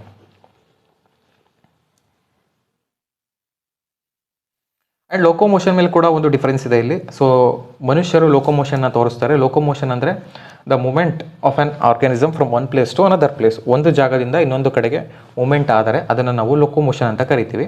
ಸೊ ಪ್ಲ್ಯಾಂಟ್ಸಲ್ಲಿ ಈ ಒಂದು ಲೋಕೋಮೋಷನ್ ಇರಲ್ಲ. ಅವು ಒಂದು ಜಾಗದಲ್ಲಿ ಇನ್ನೊಂದು ಜಾಗಕ್ಕೆ ಹೋಗ್ಲಿಕ್ಕೆ ಆಗೋದಿಲ್ಲ. ಫಾರ್ ಎಕ್ಸಾಂಪಲ್, ನಾವು ಹಾಸನಿಂದ ಮೈಸೂರಿಗೆ ಟ್ರಾವೆಲ್ ಆಗ್ತೀವಿ. ಗಿಡಗಳು ಹಾಸನಿಂದ ಮೈಸೂರಿಗೆ ಟ್ರಾವೆಲ್ ಆಗಲಿಕ್ಕಿಲ್ಲ, ನಾವು ಎತ್ಕೊಂಡು ಹೋಗಬೇಕು. ಓಕೆ, ಈ ಎರಡರ ಮೇಲೆ ಡಿಫ್ರೆನ್ಸ್ ಇದೆ. ಪ್ಲ್ಯಾಂಟ್ಸ್ ಮತ್ತು ಅನಿಮಲ್ಸ್ಗಳು ಡಿಫ್ರೆನ್ಸಲ್ಲಿ ಏನು ಬರುತ್ತೆ? ಪ್ಲ್ಯಾಂಟ್ಸ್ಗಳು ತಮ್ಮ ಫುಡ್ಡನ್ನು ತಾವೇ ಪ್ರಿಪೇರ್ ಮಾಡ್ಕೋತಾರೆ, ಅನಿಮಲ್ಸ್ಗಳು ಫುಡ್ಡನ್ನು ಪ್ರಿಪೇರ್ ಮಾಡ್ಕೊಳ್ಳಿಕ್ಕಿಲ್ಲ. ಹಾಗಾಗಿ ಪ್ಲ್ಯಾಂಟ್ಸನ್ನು ನಾವೇನಂತ ಕರಿತೀವಿ? ಆಟೋಟ್ರೋಪ್ಸ್ ಅಂತ ಕರಿತೀವಿ. ಅನಿಮಲ್ಸ್ಗಳನ್ನ ಹೆಟ್ರೋಟ್ರೋಪ್ ಅಂತ ಕರಿತೀವಿ. ಸೊ ಇದೊಂದು ಲೋಕೋಮೋಷನ್ ಮೇಲೆ ಒಂದು ಕ್ವಶನ್ ಬರ್ಬೋದು. ಡಿಫ್ರೆನ್ಸ್ ಇದೆ. ಒಂದು ಲೋಕೋಮೋಷನ್ ಅಂದರೆ ಅನಿಮಲ್ಸ್ ಲೋಕೋಮೋಷನನ್ನು ತೋರಿಸ್ತವೆ, ಪ್ಲ್ಯಾಂಟ್ಸ್ಗಳು ಲೋಕೋಮೋಷನನ್ನು ತೋರಿಸ್ಲಿಕ್ಕಿಲ್ಲ. ಕ್ಲಿಯರ್ ಆಯಿತು. ಮುಂದಿನ ಕಾನ್ಸೆಪ್ಟ್ ಬಂದು ಸೆಲ್ಗಳ ಬಗ್ಗೆ ಇದೆ. ಹೌದು, ಈ ಒಂದು ಕಾನ್ಸೆಪ್ಟ್ ಮೇಲೆ ನಿಮಗೆ ಕ್ವಶನ್ ಬರುವಂಥ ಚಾನ್ಸಸ್ ತುಂಬ ಇರುತ್ತೆ. ಮತ್ತು ಈ ಸೆಲ್ನಲ್ಲಿ ಕೆಲವು ಬಾರಿ ಏನು ಮಾಡ್ತಾರೆ ಅಂದರೆ ಸೈಂಟಿಸ್ಟ್ಗಳ ಮೇಲೆ ಕ್ವಶನನ್ನು ಕೇಳ್ತಾನೆ. ಫಾರ್ ಎಕ್ಸಾಂಪಲ್, ಸೆಲ್ನ ಯಾರು ಡಿಸ್ಕವರ್ ಮಾಡಿದ್ರು, ಮೈಕ್ರೋಸ್ಕೋಪನ್ನು ಯಾರು ಡಿಸ್ಕವರ್ ಮಾಡಿದ್ರು, ಮತ್ತು ಸೆಲ್ನಲ್ಲಿರುವಂಥ ನ್ಯೂಕ್ಲಿಯಸನ್ನು ಯಾರು ಡಿಸ್ಕವರ್ ಮಾಡಿದ್ರು. ಓಕೆನಾ. ಈ ರೀತಿಯಾದಂತಹ ಕೆಲವು ಪ್ರಶ್ನೆಗಳನ್ನು KEA ಅವರು ಕಾಮನ್ ಆಗಿ ಕೇಳ್ತಾ ಇರ್ತಾರೆ. ಸೊ ಹಾಗಾಗಿ ಈ ಕೆಲವು ಪ್ರಮುಖ ವಿಜ್ಞಾನಿಗಳ ಬಗ್ಗೆ ಮತ್ತು ಅವರ ಒಂದು ಸಂಶೋಧನೆಗಳ ಬಗ್ಗೆ ನೀವು ಒಂದು ಕಡೆ ನೋಟ್ ಮಾಡಿ ಇಟ್ಕೊಂಡ್ರೆ ತುಂಬ ಉತ್ತಮ ಅಂತ ಅನಿಸುತ್ತೆ. ಮೊದಲನೇದೀಗ ಸೆಲ್ ಬಗ್ಗೆ ನಾವು ಕಲಿಯೋಣ. ಸೊ ಸೆಲ್ ಅಂದರೆ ಏನು? ಸೆಲ್ ಅಂದರೆ ಏನು? ಸೊ ಒಬ್ಬ ಮನುಷ್ಯನನ್ನು ತೆಗೆದುಕೊಂಡ್ರೆ ಅವನು ಜೀವಂತವಾಗಿ ಇದ್ದಾನೆ ಅಂತ ನಾವು ಕನ್ಸಿಡರ್ಡ್ ಮಾಡಬೇಕು ಅಂತ ಹೇಳಿದ್ರೆ ಅವನಲ್ಲಿ ಲೈಫ್ ಪ್ರೋಸೆಸ್, ಜೈವಿಕ ಕ್ರಿಯೆಗಳು ನಡೀತಾ ಇರಬೇಕು ಅಂತ ನಾನು ಹೇಳಿದೆ ಅಲ್ವಾ. ಸೊ ಪ್ರಮುಖವಾಗಿ ನಾವು ಸೆಲ್ ಬಗ್ಗೆ ಕಲಿಬೇಕಾಗುತ್ತೆ. ಸೆಲ್ ಅಂದರೆ ಏನು? ಅದು ಒಂದು ಸ್ಟ್ರಕ್ಚರಲ್ ಆ್ಯಂಡ್ ಫಂಕ್ಷನಲ್ ಯೂನಿಟ್ ಅಂತ ಕರಿತೀವಿ. So structural and functional unit ಅಂತ ಕರೆಯೋಕ್ಕೂ ಮುಂಚೆ ಯಾವ ಒಂದು ವಸ್ತುಗಳಿಗೆ ನಾವು ಸ್ಟ್ರಕ್ಚರಲ್ ಆ್ಯಂಡ್ ಫಂಕ್ಷನಲ್ ಯೂನಿಟ್ ಅಂತ ಕರಿತೀವಿ? ಫಾರ್ ಎಕ್ಸಾಂಪಲ್, ಇವಾಗ ಒಂದು ಮನೆ ಇದೆ. ಸೊ ಮನೆಯ ಒಂದು ಸ್ಟ್ರಕ್ಚರಲ್ ಆ್ಯಂಡ್ ಫಂಕ್ಷನಲ್ ಯೂನಿಟ್ ಯಾವುದು ಅಂದರೆ ಹಿಟ್ಟಿಗೆ. ಆಯಿತಾ. ಸೊ ಅಷ್ಟು ದೊಡ್ಡ ಮನೆಯನ್ನು ಈ ಚಿಕ್ಕ ಚಿಕ್ಕ ಹಿಟ್ಟಿಗೆಯಿಂದನೇ ಕಟ್ಟಿರ್ತಾರೆ. ಅರ್ಥ ಆಯಿತಾ? ಸೊ ಅಂದರೆ ಅದೊಂದು ಬೇಸಿಕ್ ಥಿಂಗ್. ಅದು ಅಷ್ಟು ದೊಡ್ಡ ಬಿಲ್ಡಿಂಗಿಗೆ ಒಂದು ಬೇಸಿಕ್ ಥಿಂಗ್ ಆದದ್ದು ಯಾವುದು? ಹಿಟ್ಟಿಗೆ. ಅದೇ ರೀತಿ ಒಂದು ಆರ್ಗ್ಯಾನಿಸಮ್ ಇದೆ ಅಂತ ಹೇಳಿದ್ರೆ, ಒಂದು ಲಿವಿಂಗ್ ಆರ್ಗ್ಯಾನಿಸಮ್ ಇದೆ ಅಂತ ಹೇಳಿದ್ರೆ ಅದರಲ್ಲಿ ಬೇಸಿಕ್ ಥಿಂಗ್ ಯಾವುದು? ಈ ಸೆಲ್. ಸೊ ನಿಮಗೆ ಕ್ಲಿಯರ್ ಆಯಿತಾ? ಸೊ ಒಂದು ಹೌಸ್ ಇದೆ, ಮನೆಯಲ್ಲಿ ಹಿಟ್ಟಿಗೆ ಹೇಗೆ, ಹಾಗೆ ಒಂದು ಲಿವಿಂಗ್ ಆರ್ಗ್ಯಾನಿಸಮ್ಗೆ ಈ ಒಂದು ಸೆಲ್, ಈ ಚಿಕ್ಕ ಒಂದು ಸೆಲ್ಲಿಂದಾನೇ ಅಷ್ಟು ದೊಡ್ಡ ಲಿವಿಂಗ್ ಆರ್ಗ್ಯಾನಿಸಮ್ ಆಗಿರುತ್ತೆ. ಸೊ ಇದನ್ನು ನಾವು structural and functional unit of life ಅಂತಲೂ ಕೂಡ ಕರಿತೀವಿ. ನೆಕ್ಸ್ಟ್, ದ ವರ್ಡ್ ಸೆಲ್ಯುಲಾ, ಇದ್ರ ಮೇಲೆ ಕ್ವಶನ್ ಬರಬಹುದು. ಈ ಸೆಲ್ ಅಂತ ಏನು ಕರಿತೀವಲ್ಲ, ಈ ಪದ ಲ್ಯಾಟಿನಿಂದ ಡಿರೈವ್ ಆಗಿ ಬಂದಿದೆ. ಸೊ ಲ್ಯಾಟಿನಿಂದ ಬಂದಂತಹ ಪದ. ಸೊ ಲ್ಯಾಟಿನಲ್ಲಿ ಸೆಲ್ಯುಲಾ ಅಂತ ಕರೀತಾರೆ. ಸೆಲ್ಲಾ. ಓಕೆನಾ. ಸೊ ಸೆಲ್ಲಾ ಅಂದರೆ ಸ್ಮಾಲ್ ರೂಮ್ ಅಂತ ಅರ್ಥ. ಓಕೆ, ಸ್ಮಾಲ್ ರೂಮ್ ಅಂತ. ಕ್ಲಿಯರ್ ಆಯಿತು. ಇಲ್ಲೇ ನಿಮ್ಗೆ 2 ಕ್ವಶನ್ಸ್ ಬರುವಂಥ ಚಾನ್ಸಸ್ ಇದೆ. ಸೊ ಸೆಲ್ ಅನ್ನೋ ಪದ ಯಾವ ಒಂದು ಲ್ಯಾಂಗ್ವೇಜಿಂದ ಡಿರೈವ್ ಆಗಿ ಬಂದಿದೆ? ಲ್ಯಾಟಿನಲ್ಲಿ ಯಾವ ಪದ? ಸೆಲ್ಲಾ. ಸೆಲ್ಲಾ ಅಂದರೆ ಏನು? ಸ್ಮಾಲ್ ರೂಮ್, ಸಣ್ಣ ಕೊಠಡಿ. ಓಕೆ. ಸೈಂಟಿಸ್ಟ್ ಡಿಸ್ಕವರೀಸ್ ಬಗ್ಗೆ ನಾವು ಪ್ರಮುಖವಾಗಿ ಕೆಲವು ಮಾಹಿತಿಗಳನ್ನ ತಿಳ್ಕೊಳ್ಳೋಣ. ಫಾರ್ ಎಕ್ಸಾಂಪಲ್, ನಾನು ಆಗಲೇ ಹೇಳಿದೆ ಸೈಂಟಿಸ್ಟ್ ಮೇಲೆ ನಿಮಗೆ ಕ್ವಶನ್ಸ್ ಬರುವಂಥ ಚಾನ್ಸಸ್ ಇರುತ್ತೆ. ಸೊ ಈ ಸೆಲ್ನಲ್ಲಿ ಕೆಲವು ಕನ್ಫ್ಯೂಷನ್ಸ್ ಏನಾಗೋದಂತ ಹೇಳಿದ್ರೆ, ನಿಮ್ಗೆ ಕ್ವಶನ್ ಕೇಳಬೇಕಾದ್ರೆ ಲಿವಿಂಗ್ ಮತ್ತು ಡೆಡ್ ಸೆಲ್ಸ್ ಅಂತ ಕೇಳ್ತಾನೆ. ಸೊ ಲಿವಿಂಗ್ ಸೆಲ್ಲನ್ನು ಕಂಡುಹಿಡಿದಿದ್ಯಾರು, ಡೆಡ್ ಸೆಲ್ಲನ್ನು ಕಂಡುಹಿಡಿದಿದ್ಯಾರು, ಇದನ್ನು ಕ್ಲಿಯರಾಗಿ ಅರ್ಥ ಮಾಡ್ಕೊಳ್ಳಿ. ಸೊ 1665ನಲ್ಲಿ ರಾಬರ್ಟ್ ಹುಕ್ ಅನ್ನೋರು ಒಬ್ಬ ಸೈಂಟಿಸ್ಟ್ ಏನಿರ್ತಾನೆ, ಇವನು ಕಾರ್ಕ್ ಟಿಶ್ಯೂನಲ್ಲಿ ಒಂದು ಸೆಲ್ಲನ್ನು ಕಾಣ್ತಾನೆ. ಓಕೆನಾ. ಕಾರ್ಕ್ ಟಿಶ್ಯೂನಲ್ಲಿ ಸೆಲ್ಲನ್ನು ಕಾಣ್ತಾನೆ.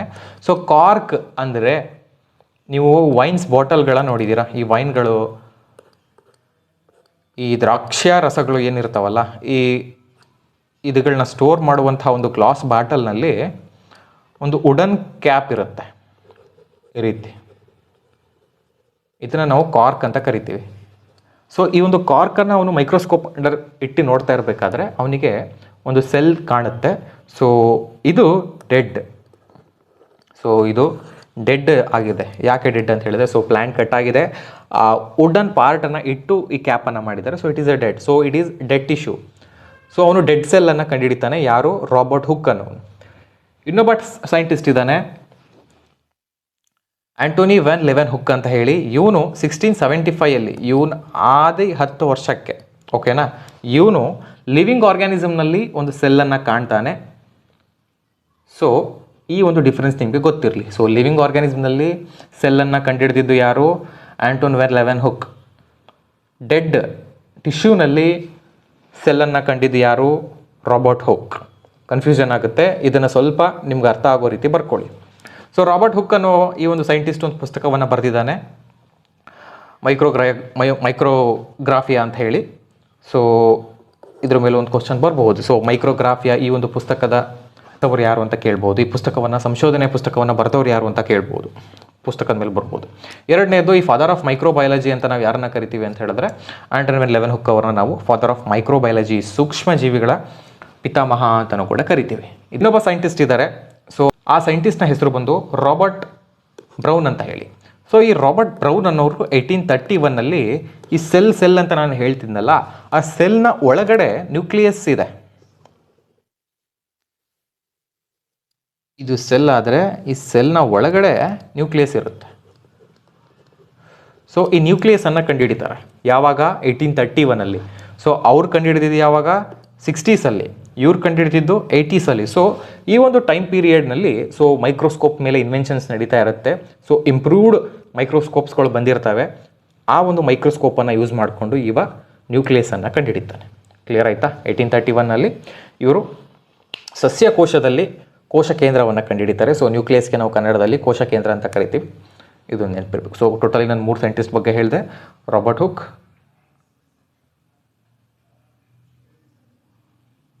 ಟೋಟಲ್ ಆಗಿರೋರು 3 ಸೈಂಟಿಸ್ಟ್ ಬಗ್ಗೆ ಹೇಳಿದೆ. ಓಕೆ. ಸೊ ನಾನು ಅವಾಗಿಂದ ಜೈವಿಕ ಕ್ರಿಯೆಗಳು ಅಂತ ಹೇಳ್ತಾ ಇದ್ದೆ. ಸೊ ಜೈವಿಕ ಕ್ರಿಯೆಗಳು ಅಂದರೆ ಯಾವುದು ಅಂತ ನಿಮ್ಗೆ ಅರ್ಥ ಆಗಿರಲಿಲ್ಲ. ಸೊ ಈಗ ಜೈವಿಕ ಕ್ರಿಯೆಗಳು ಯಾವ್ದ್ಯಾವುದು ಅಂತ ನಾನು ಒಂದು ಶಾರ್ಟ್ ಆ್ಯಂಡ್ ಬ್ರೀಫಾಗಿ ಹೇಳ್ತೀನಿ. ಸೊ ಯಾಕಂದರೆ ಇದೆಲ್ಲ ಬೇಸಿಕ್ ಕಾನ್ಸೆಪ್ಟ್. ಸೊ ಓಕೆ, ಜೈವಿಕ ಕ್ರಿಯೆಗಳು ಅಂತ ನಾನು ನಿಮಗೆ ಹೇಳ್ತಾ ಇದ್ದೆ. ಸೊ ಜೈವಿಕ ಕ್ರಿಯೆಗಳು ಯಾವ್ಯಾವುದು ಅಂದರೆ ಇಲ್ಲಿದೆ ನೋಡಿ. ಸೊ ಜೈವಿಕ ಕ್ರಿಯೆಗಳಲ್ಲಿ ಒಂದು ರೆಸ್ಪಿರೇಷನ್ ಬರುತ್ತೆ. ರೆಸ್ಪಿರೇಷನ್ ಅಂದರೆ ಉಸಿರಾಟ. ಆಕ್ಸಿಜನನ್ನು ತೆಗೆದುಕೊಂಡು ಕಾರ್ಬನ್ ಡೈಆಕ್ಸೈಡನ್ನು ರಿಲೀಸ್ ಮಾಡೋದನ್ನು ನಾವು ರೆಸ್ಪಿರೇಷನ್ ಅಂತ ಕರಿತೀವಿ. ಸೊ ಡೆಫಿನಿಷನ್ಸ್ಗಳೆಲ್ಲ ಇಲ್ಲಿ ನಿಮಗೆ ಬೇಕಾಗಿಲ್ಲ, ನಿಮಗೆ ಕಾನ್ಸೆಪ್ಟ್ ಅರ್ಥ ಆದರೆ ಸಾಕು. ಸೊ ರೆಸ್ಪಿರೇಷನ್ ಅಂದರೆ ಕ್ಲಿಯರ್ ಆಯಿತು. ಎರಡನೇದು ಬಂದು ಗ್ರೋತ್ ಅಂತ ಹೇಳಿ. ಗ್ರೋತ್ ಅಂದರೆ ಬೆಳವಣಿಗೆ ಅಂತ ಹೇಳಿ, the permanent increase in the size. So growth ಅಂದರೆ ಏನು ಅಂತ ಹೇಳಿ ನಿಮಗೆ ಕ್ವಶನ್ ಬರಬಹುದು. ಸೊ ನೋಡಿ, ಗ್ರೋತ್ ಅಂದರೆ ಒಂದು ಕ್ಯಾರೆಕ್ಟರ್ ಇದೆ ಗ್ರೋತಿಂದು, ಅದು ಇರ್ರಿವರ್ಸಿಬಲ್ ಅಂತೆ. ಸೊ ಒಂದ್ಸತಿ ಅದು ಆದರೆ ಅದನ್ನು ಮತ್ತೆ ಉಲ್ಟಾ ಮಾಡಲಿಕ್ಕಾಗಲ್ಲ. ಫಾರ್ ಎಕ್ಸಾಂಪಲ್, ಇವಾಗ ನೀವು ಮಗು ಇದ್ದಾಗ ಇಷ್ಟು ಸೈಜ್ ಇರ್ತೀರ. ಸೊ ಇವಾಗ ಇಷ್ಟು ದೊಡ್ಡ ಆಗಿದ್ದೀರಾ. ಸೊ ನಿಮ್ಮನ್ನು ಮತ್ತೆ ಅದೇ ಶೇಪಿಗೆ ತರಲಿಕ್ಕಾಗುತ್ತಾ? ಆಗಲ್ಲ. ಸೊ ಗ್ರೋತಿಂದು ಒಂದು ಕ್ಯಾರೆಕ್ಟರ್ ಏನಂತ ಹೇಳಿದ್ರೆ ಅದು ಇರ್ರಿವರ್ಸಿಬಲ್. ಓಕೆನಾ? ಇದ್ರ ಮೇಲೆ ನಿಮ್ಗೆ ಕ್ವಶನ್ ಬರಬಹುದು. ಸೊ ಇದನ್ನು ನೋಟ್ ಮಾಡ್ಕೊಳ್ಳಿ. ಸೊ ಗ್ರೋತ್ ಅನ್ನೋದು ಒಂದು ಪರ್ಮನೆಂಟ್ ಇನ್ಕ್ರೀಸ್ ಇರುತ್ತೆ. ಸೊ ಅದು ಇರ್ರಿವರ್ಸಿಬಲ್ ಅಲ್ಲ, ಮತ್ತೆ ಅದನ್ನು ವಾಪಸ್ ರಿವರ್ಸಿಬಲ್ ಮಾಡಲಿಕ್ಕೆ ಚಾನ್ಸ್ ಇಲ್ಲ. ಮುಂದಿನ ಬಂದು ರಿಪ್ರೊಡಕ್ಷನ್ ಅಂತ ಹೇಳಿ, ಸಂತಾನೋತ್ಪತ್ತಿ ಅಂದರೆ ಒಂದು ಲಿವಿಂಗ್ ಆರ್ಗ್ಯಾನಿಸಮ್ ಏನಿರುತ್ತೆ ಅದು ತನ್ನ ಪೀಳಿಗೆಯನ್ನು ಮುಂದುವರಿಸಲಿಕ್ಕೆ ಸಂತಾನೋತ್ಪತ್ತಿಯನ್ನು ಮಾಡಿ ಬೇರೆ ಜೀವಿಗಳಿಗೆ ಜನ್ಮವನ್ನು ನೀಡುತ್ತೆ. ಅದನ್ನು ನಾವು ರಿಪ್ರೊಡಕ್ಷನ್ ಅಂತ ಕರಿತೀವಿ. ಸೊ ಈ ರಿಪ್ರೊಡಕ್ಷನ್ ಕೂಡ ಒಂದು ಲೈಫ್ ಪ್ರೋಸೆಸ್. ಕೊನೆಯದು ರೆಸ್ಪಾನ್ಸ್ ಸ್ಟಿಮ್ಯುಲೈ ಅಂತ ಹೇಳಿದ್ರೆ ಅಂದರೆ ಪ್ರಚೋದನೆಗೆ ತಕ್ಕಂಥ ಪ್ರತಿಕ್ರಿಯೆಯನ್ನು ಕೊಡುವಂಥದ್ದನ್ನು ನಾವು ರೆಸ್ಪಾನ್ಸ್ ಟು ಸ್ಟಿಮ್ಯುಲೈ ಅಂತ ಕರಿತೀವಿ. ಇದಕ್ಕೆ ಬೆಸ್ಟ್ ಎಕ್ಸಾಂಪಲ್ಗಳು ಯಾವ್ದು ಅಂದರೆ ಮುಟ್ಟಿದರೆ ಮುನಿಸ್ ಗಿಡ ಅಂತ ನಾನು ನಿಮ್ಗೆ ಆವಾಗಲೇ ಹೇಳಿದೆ. ಆ್ಯಂಡ್ ನಮ್ಮಲ್ಲೂ ಕೂಡ ಈ ಸ್ಟಿಮ್ಯುಲೈ ಇದೆ. ಫಾರ್ ಎಕ್ಸಾಂಪಲ್, ನಿಮ್ಮ ಒಂದು ಕೈ ಯಾವುದಾದ್ರೂ ಬಿಸಿ ಪಾತ್ರಕ್ಕೆ ಟಚ್ ಆದರೆ ಸಡನ್ನಾಗಿ ನೀವು ರೆಸ್ಪಾನ್ಸ್ ಮಾಡ್ತೀರಾ. ನಿಮ್ಗೆ ಯಾರು ಹೊಡೆದ್ರೆ ಸಡನ್ನಾಗಿ ನೀವು ಅಳ್ಳಿಕ್ಕೆ ಸ್ಟಾರ್ಟ್ ಮಾಡ್ತೀರಾ. So these all things are the example for response to stimuli. ಓಕೆನಾ? ಓಕೆ. ಒಂದು ಸ್ಪೆಷಲ್ ಕೇಸ್ ಇದೆ. ಮೊದಲನೇದು ಬಂದು ಅನಿಮಲ್ಸ್ನಲ್ಲಿ ಮಾತ್ರ ಕಾಣುವಂತಹ ಕೆಲವೊಂದು ಪ್ರಕ್ರಿಯೆಗಳಿದೆ. ಫಾರ್ ಎಕ್ಸಾಂಪಲ್, ನೀವು ಬ್ಲಡ್ ಸರ್ಕ್ಯುಲೇಷನ್ ಮತ್ತು ಡೈಜೆಷನ್, ಈ ಎರಡು ಅಂಶಗಳನ್ನು ನಾವು ಪ್ರಮುಖವಾಗಿ ಅನಿಮಲ್ಸ್ಗಳಲ್ಲಿ ಮಾತ್ರ ಕಾಣಲಿಕ್ಕೆ ಸಿಗ್ತದೆ. ಪ್ಲ್ಯಾಂಟ್ಸ್ಗಳಲ್ಲಾದರೂ ಬ್ಲಡ್ ಸರ್ಕ್ಯುಲೇಷನ್ ಆಗೋದು ನೋಡಿದ್ದೀರಾ? ಪ್ಲ್ಯಾಂಟ್ಸ್ಗಳಲ್ಲಿ ಡೈಜೆಷನ್ ಆಗೋದನ್ನು ನೋಡಿದ್ದೀರಾ? ಇಲ್ಲ. ಆ್ಯಂಡ್ ಇನ್ನೊಂದು ಸಮಥಿಂಗ್ ಇದೆ, ಪ್ಲ್ಯಾಂಟ್ಸಲ್ಲಿ ಮಾತ್ರ ನಡೆಯುವಂತಹ ಕ್ರಿಯೆಗಳಿದೆ. ಸೊ ಇದು ಅನಿಮಲ್ಸಲ್ಲಿ ಆಗಲ್ಲ. ಸೊ ಪ್ಲ್ಯಾಂಟ್ಸಲ್ಲಿ ಫೋಟೋಸಿಂಥಸಿಸ್ ಆಗುತ್ತೆ. ಸೊ ಮನುಷ್ಯರೆಲ್ಲಾದರೂ ಫೋಟೋಸಿಂಥಸಿಸ್ ಮಾಡೋದು ನೋಡಿದ್ದೀರಾ? ಹೀಗೆ ಕೈ ಹಿಂಗೆ ಅಗಲಿಸ್ಕೊಂಡು ಸನ್ಲೈಟ್ ಬೀಳ್ತಿದೆ ಅಂತ ಹೇಳಿ ಅಲ್ಲಿ ಫುಡ್ ಪ್ರಿಪೇರ್ ಆಗುತ್ತಾ ಮನುಷ್ಯನ ದೇಹದಲ್ಲಿ? ಇಲ್ಲ. ಸೊ ಹೀಗೆ ಇವೆರಡು ಸ್ಪೆಷಲ್ ಕೇಸಸ್ ಇದೆ. ಸೊ ಶಾರ್ಟ್ ಆಗಿದೆ, ಅರ್ಥ ಮಾಡ್ಕೊಳ್ಳಿ. ಒಂದು ಬ್ಲಡ್ ಸರ್ಕ್ಯುಲೇಷನ್, ಬ್ಲಡ್ ಸರ್ಕ್ಯುಲೇಷನ್ ಅಂದರೆ ಏನಿಲ್ಲ, blood it is a thing, it is a flow of red blood cells where which carries all the nutritions. Okay, ಮಾನವನ ದೇಹಕ್ಕೆ ಬೇಕಾಗಿರುವಂಥ ನ್ಯೂಟ್ರಿಷನ್ಸ್ಗಳನ್ನು, ಆಕ್ಸಿಜನನ್ನು ಆ್ಯಂಡ್ ಸಮ್ ಇಂಪಾರ್ಟೆಂಟ್ ಮೆಟೀರಿಯಲ್ಸನ್ನು ಒಂದು ಚಾನಲ್ ಮೂಲಕ, ಬ್ಲಡ್ ಫ್ಲೋ ಮೂಲಕ ಕ್ಯಾರಿ ಮಾಡ್ತಾ ಹೋಗುತ್ತೆ. ಸೊ ಇದನ್ನು ನಾವು ಒಂದು ಸಿಸ್ಟಮನ್ನು ನಾವು ಬ್ಲಡ್ ಸರ್ಕ್ಯುಲೇಷನ್ ಅಂತ ಕರಿತೀವಿ. ಸೊ ಮುಂದಿನ ಅಪ್ಕಮಿಂಗ್ ವೀಡಿಯೋಸಲ್ಲಿ ಇದ್ರ ಬಗ್ಗೆ ನಾನು ಡೀಟೇಲಾಗಿ ನಿಮ್ಗೆ ಎಕ್ಸ್ಪ್ಲೈನ್ ಮಾಡ್ತಾ ಹೋಗ್ತೀನಿ. ಸೊ ಇವಾಗ ಒಂದು ಕಾನ್ಸೆಪ್ಟ್ ನಿಮಗೆ ಗೊತ್ತಿರಲಿ ಅಂತ ಹೇಳಿ ಹೇಳ್ತಾ ಇದ್ದೀನಿ. So these are the things which are only found in special cases. ಅನಿಮಲ್ಸಲ್ಲಿ ಮಾತ್ರ ಕಾಣಲಿಕ್ಕೆ ಸಿಗುತ್ತೆ, ಅನಿಮಲ್ಸಲ್ಲಿ ಮಾತ್ರ ಕಾಣಲಿಕ್ಕೆ ಸಿಗುತ್ತೆ ಆ್ಯಂಡ್ ಪ್ಲಾಂಟ್ಸಲ್ಲಿ ಮಾತ್ರ ಕಾಣಲಿಕ್ಕೆ ಸಿಗುತ್ತೆ.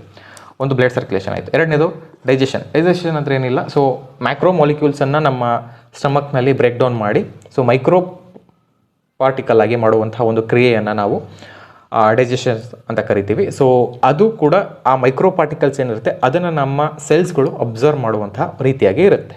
ಓಕೆನಾ. So the breaking down of the complex food molecules into absorbable nutrition substance. And ಮುಂದಿನ ಬಂದು ಫೋಟೋಸಿಂಥಸಿಸ್ ಅಂತ ಇದೆ. ಸೊ ಫೋಟೋಸಿಂಥಸಿಸ್ ಅಂತ ಹಾಗೆ ಹೇಳಿದೆ. ಸೊ ಸನ್ಲೈಟ್, ವಾಟರ್ ಮತ್ತು ಕಾರ್ಬನ್ ಡೈಆಕ್ಸೈಡ್ನ ಬಳಸ್ಕೊಂಡು ಈ ಪ್ಲ್ಯಾಂಟ್ಸ್ಗಳು ಗ್ಲುಕೋಸನ್ನು ಪ್ರಿಪೇರ್ ಮಾಡ್ತವೆ, ಅದನ್ನು ನಾವು ಫೋಟೋಸಿಂಥಸಿಸ್ ಅಂತ ಕರಿತೀವಿ. ಆ್ಯಂಡ್ ಲಾಸ್ಟ್ ಒಂದು ಬಂದು ಟ್ರಾನ್ಸ್ಪಿರೇಷನ್ ಅಂತ ಹೇಳಿ. So excess of loss of water from in the form of water vapours through the water force. So ಈಗ ಒಂದು ಗಿಡದ ಒಂದು ಎಲೆಯಲ್ಲಿ ಸ್ಟೊಮ್ಯಾಟ ಅಂತ ಹೇಳಿ ಒಂದು ಪೋರ್ಸ್ಗಳು ಇರ್ತವೆ. ಓಕೆನಾ. ಈ ಪೋರ್ಸ್ಗಳ ಮೂಲಕ ಯಾವಾಗ ಗಿಡದ ಒಂದು ದೇಹದಲ್ಲಿ ನೀರಿನ ಅಂಶ ಜಾಸ್ತಿ ಇರುತ್ತಲ್ಲ, ಆ ಒಂದು ಅಂಶವನ್ನು ಈ ಸ್ಟೊಮ್ಯಾಟಾ ಅನ್ನೋ ಪೋರ್ಸ್ಗಳ ಮೂಲಕ ಹೊರಗಾಗ್ತದೆ in the form of vapours. ಓಕೆನಾ. ವೇಪರ್ಸ್ನ ಮೂಲಕ ಸೂರ್ಯನ ಶಾಖಕ್ಕೆ ಹೊರ ಹೋಗುತ್ತೆ. ಈ ಒಂದು ಪ್ರಕ್ರಿಯೆಯನ್ನು ನಾವು ಟ್ರಾನ್ಸ್ಪಿರೇಷನ್ ಅಂತ ಕರಿತೀವಿ. ಸೊ ಇಲ್ಲಿ ಕೂಡ ನಿಮಗೆ 4 ಕಾನ್ಸೆಪ್ಟ್ ಕ್ಲಿಯರ್ ಆಯಿತು. ಒಂದು ಬ್ಲಡ್ ಸರ್ಕ್ಯುಲೇಷನ್. ಸೊ ನಿಮ್ಗೇನೂ ಗೊತ್ತಿಲ್ಲ ಅಂದರೂ ಬ್ಲಡ್ ಸರ್ಕ್ಯುಲೇಷನ್ ಅಂದರೆ ರಕ್ತ ಸಂಚಲನೆ. ಓಕೆನಾ, ಇದು ಗೊತ್ತಿರಲಿ. ಟ್ರಾನ್ಸ್ಪಿರೇಷನ್ ಅಂದರೆ ಯಾವಾಗ ಒಂದು ಗಿಡ ತನ್ನಲ್ಲಿರುವಂತಹ ಎಕ್ಸಸ್ ಆಗಿರುವಂತಹ ನೀರನ್ನು ಸ್ಟೊಮ್ಯಾಟಾ ಅನ್ನೋ ಒಂದು ಪೋರ್ಗಳ ಮೂಲಕ, ಎಲೆಯ ಮೂಲಕ ಹೊರ ಹಾಕುತ್ತೆ, ಇದನ್ನು ನಾವು ಟ್ರಾನ್ಸ್ಪಿರೇಷನ್ ಅಂತ ಕರಿತೀವಿ. ಓಕೆನಾ. ಓಕೆ. ಆ್ಯಂಡ್ ಫೋಟೋಸಿಂಥಸಿಸ್ ಅಂದರೆ ಗೊತ್ತಾಯಿತು. ಸೊ ಈ 4 ಕೂಡ ಬೇಸಿಕ್ ಅಂಶಗಳಿದೆ. ಸೊ ನೀವು ಡೆಫಿನಿಷನ್ಗಳನ್ನ ಅರ್ಥ ಮಾಡ್ಕೊಳ್ಳಿ. ಸೊ ಡೆಫಿನಿಷನ್ ತಿಳ್ಕೊಳ್ಳೋದಲ್ಲ, ಡೆಫಿನಿಷನ್ನ ಅರ್ಥ ಮಾಡ್ಕೊಂಡ್ರೆ ಮಾತ್ರ ಇದ್ರ ಮೇಲೆ ಕ್ವಶನ್ಸ್ ಬಂದರೆ ನೀವು ಸಾಲ್ವ್ ಮಾಡ್ಲಿಕ್ಕೆ ಆಗೋದು. ಸೊ ಟ್ರಾನ್ಸ್ಪಿರೇಷನ್ ಮೇಲೆ ನಿಮ್ಗೆ ಕ್ವಶನ್ ಬರ್ಬೋದು, ಸೊ ಸ್ಟೊಮ್ಯಾಟಾ ಮೇಲೆ ಕ್ವಶನ್ ಬರ್ಬೋದು. ಸೊ ಈ ಟ್ರಾನ್ಸ್ಪಿರೇಷನ್ ಆಗಬೇಕಾದ್ರೆ ನೀರು ಯಾವ ಒಂದು ಪಾರ್ಟಿಂದ ಆಚೆ ಹೋಗುತ್ತೆ, ಲೀಫಿನ ಪೋರ್ಸ್ ಆಗಿರುವ ಸ್ಟೊಮ್ಯಾಟಾ ಮೂಲಕ ಆಚೆ ಹೋಗುತ್ತೆ. ಸೊ ಇದು ನಿಮಗೆ ಗೊತ್ತಾಗಬೇಕಾಗುತ್ತೆ. ಸೊ ಕ್ಲಿಯರ್ ಆಯಿತಾ? ಇಲ್ಲಿ ಸಣ್ಣದಾಗಿ ನಿಮ್ಗೆ 4 ಕಾನ್ಸೆಪ್ಟ್ ಕ್ಲಿಯರ್ ಆಯಿತು. ಸೊ ಹೀಗೆ ಸೈನ್ಸಿಗೆ ಸಂಬಂಧಪಟ್ಟಂಥ ಇನ್ನೂ ಹಲವಾರು ವಿಷಯಗಳು ನನ್ನ ಕಡೆ ಇದೆ. ನಾನು ಅದು ನಿಮಗೆ ಅಪ್ಲೋಡ್ಸ್ ಮಾಡ್ತಾ ಹೋಗ್ತೀನಿ ವಿಡಿಯೋಸ್ ಮೂಲಕ. ಸೊ ಈ ಒಂದು ವಿಡಿಯೋದಲ್ಲಿ ಒಂದು ಬೇಸಿಕ್ ಕಾನ್ಸೆಪ್ಟ್ಗಳನ್ನ ನಾನು ನಿಮಗೆ ಎಕ್ಸ್ಪ್ಲೈನ್ ಮಾಡಿದ್ದೀನಿ. ಸೊ ಓವರಾಲ್ ಒಂದು ಸಮ್ಮರಿಯನ್ನು ಹೇಳುವ ಈಗ. ಸೊ ಎನ್ವೈರ್ನ್ಮೆಂಟ್ ಬಗ್ಗೆ ತಿಳ್ಕೊಂಡ್ವಿ, ಮತ್ತು ಟೈಪ್ಸ್ ಆಫ್ ಮೂಮೆಂಟ್ ಆಫ್ ಪ್ಲ್ಯಾಂಟ್ಸ್ಗಳ ಬಗ್ಗೆ ತಿಳ್ಕೊಂಡ್ವಿ. ಹೈಡ್ರೋಟ್ರೋಪಿಕ್, ಕೀಮೋಟ್ರೋಪಿಕ್, ಜಿಯೋಟ್ರೋಪಿಕ್ ಆ್ಯಂಡ್ ಹಿಲಿಯೋಟ್ರೋಪಿಕ್, ಕೀಮೋಟ್ರೋಪಿಕ್, ಹೀಗೆ ಮೂಮೆಂಟ್ಸ್ಗಳ ಬಗ್ಗೆ ತಿಳ್ಕೊಂಡ್ವಿ. ಮತ್ತು ಏಬಯೋಟಿಕ್ ಥಿಂಗ್ಸ್ ಅಂದರೆ ಏನು, ಬಯೋಟಿಕ್ ಥಿಂಗ್ಸ್ಗಳು ಯಾವ್ಯಾವ ಅದ್ರ ಬಗ್ಗೆ ತಿಳ್ಕೊಂಡ್ವಿ. ಮತ್ತು ಆಟೋಟ್ರೋಪ್ಸ್, ಹೆಟ್ರೋಟ್ರೋಪ್ಸ್ ಬಗ್ಗೆ ತಿಳ್ಕೊಂಡ್ವಿ. ಆ್ಯಂಡ್ ಒಂದು ಆರ್ಗ್ಯಾನಿಸಮ್ ಲೈಫ್ ಪ್ರೋಸೆಸ್ಸನ್ನು ನಡೆಸಬೇಕು ಅಂತ ಹೇಳಿದ್ರೆ ಅದು ಯಾವ ಪ್ರಕ್ರಿಯೆಗಳನ್ನ ಕಾಣಿಸ್ಬೇಕು ತನ್ನಲ್ಲಿ ಅಂತ ಹೇಳಿ ತಿಳ್ಕೊಂಡ್ವಿ.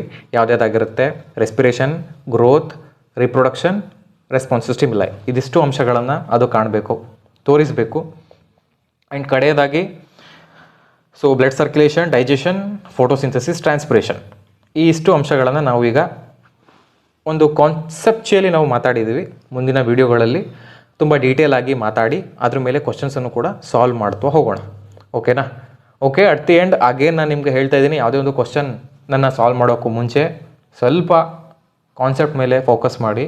ಕಾನ್ಸೆಪ್ಟನ್ನ ನೀವು ಫೋಕಸ್ ಮಾಡಿದರೆ ಮಾತ್ರ ನಿಮಗೆ ಒಂದು ಕ್ವಶನ್ ಅಟೆಂಡ್ ಮಾಡಲಿಕ್ಕೆ ಒಂದು ಧೈರ್ಯ ಬರುತ್ತೆ. ಇಲ್ಲ ಅಂತ ಹೇಳಿದ್ರೆ ಸುಮ್ಮನೆ ನೀವು ಕ್ವಶನ್ನ ಓದ್ತೀರಾ, ಸ್ಕಿಪ್ ಮಾಡ್ತೀರಾ, ಕ್ವಶನ್ನ ಓದ್ತೀರಾ, ಸ್ಕಿಪ್ ಮಾಡ್ತೀರಾ. Follow this for everything. ಎಲ್ಲ ಒಂದು ಸಬ್ಜೆಕ್ಟಲ್ಲೂ ಇದನ್ನೇ ನಾನು ಸಜೆಸ್ಟ್ ಮಾಡ್ತೀನಿ. ಯಾವುದೇ ಒಂದು ಸಬ್ಜೆಕ್ಟ್ನ ಒಂದು ಕ್ವಶನ್ ಅಟೆಂಡ್ ಮಾಡ್ತಿದ್ದೀರಾ ಅಂದರೆ ಫಸ್ಟ್ ಕಾನ್ಸೆಪ್ಟಲ್ಲಿ ಸ್ಟ್ರಾಂಗ್ ಆಗಿ. ಕಾನ್ಸೆಪ್ಚುಲಿ ಅಂತ ಹೇಳಿದ್ರೆ ಇವಾಗ ನಿಮಗೆ ಆ ಒಂದು ಕಾನ್ಸೆಪ್ಟ್ ಮೇಲೆ ಡೀಪ್ ನಾಲೆಡ್ಜ್ ಬೇಕು ಅಂತಲ್ಲ. ಸೊ ಈ ಡೀಪ್ ನಾಲೆಡ್ಜ್ ಈಗ ಬೇಕಾಗಿಲ್ಲ. ನಮಗೆ ಬೇಕಾಗಿರೋದೇನು, ಒಂದು ಎಕ್ಸಾಮನ್ನ ಕ್ರ್ಯಾಕ್ ಮಾಡಲಿಕ್ಕೆ ಬೇಕಾಗಿರೋದು ಎಷ್ಟಪ್ಪ, ಒಂದು ಬೌಂಡ್ರಿ ಇರುತ್ತೆ.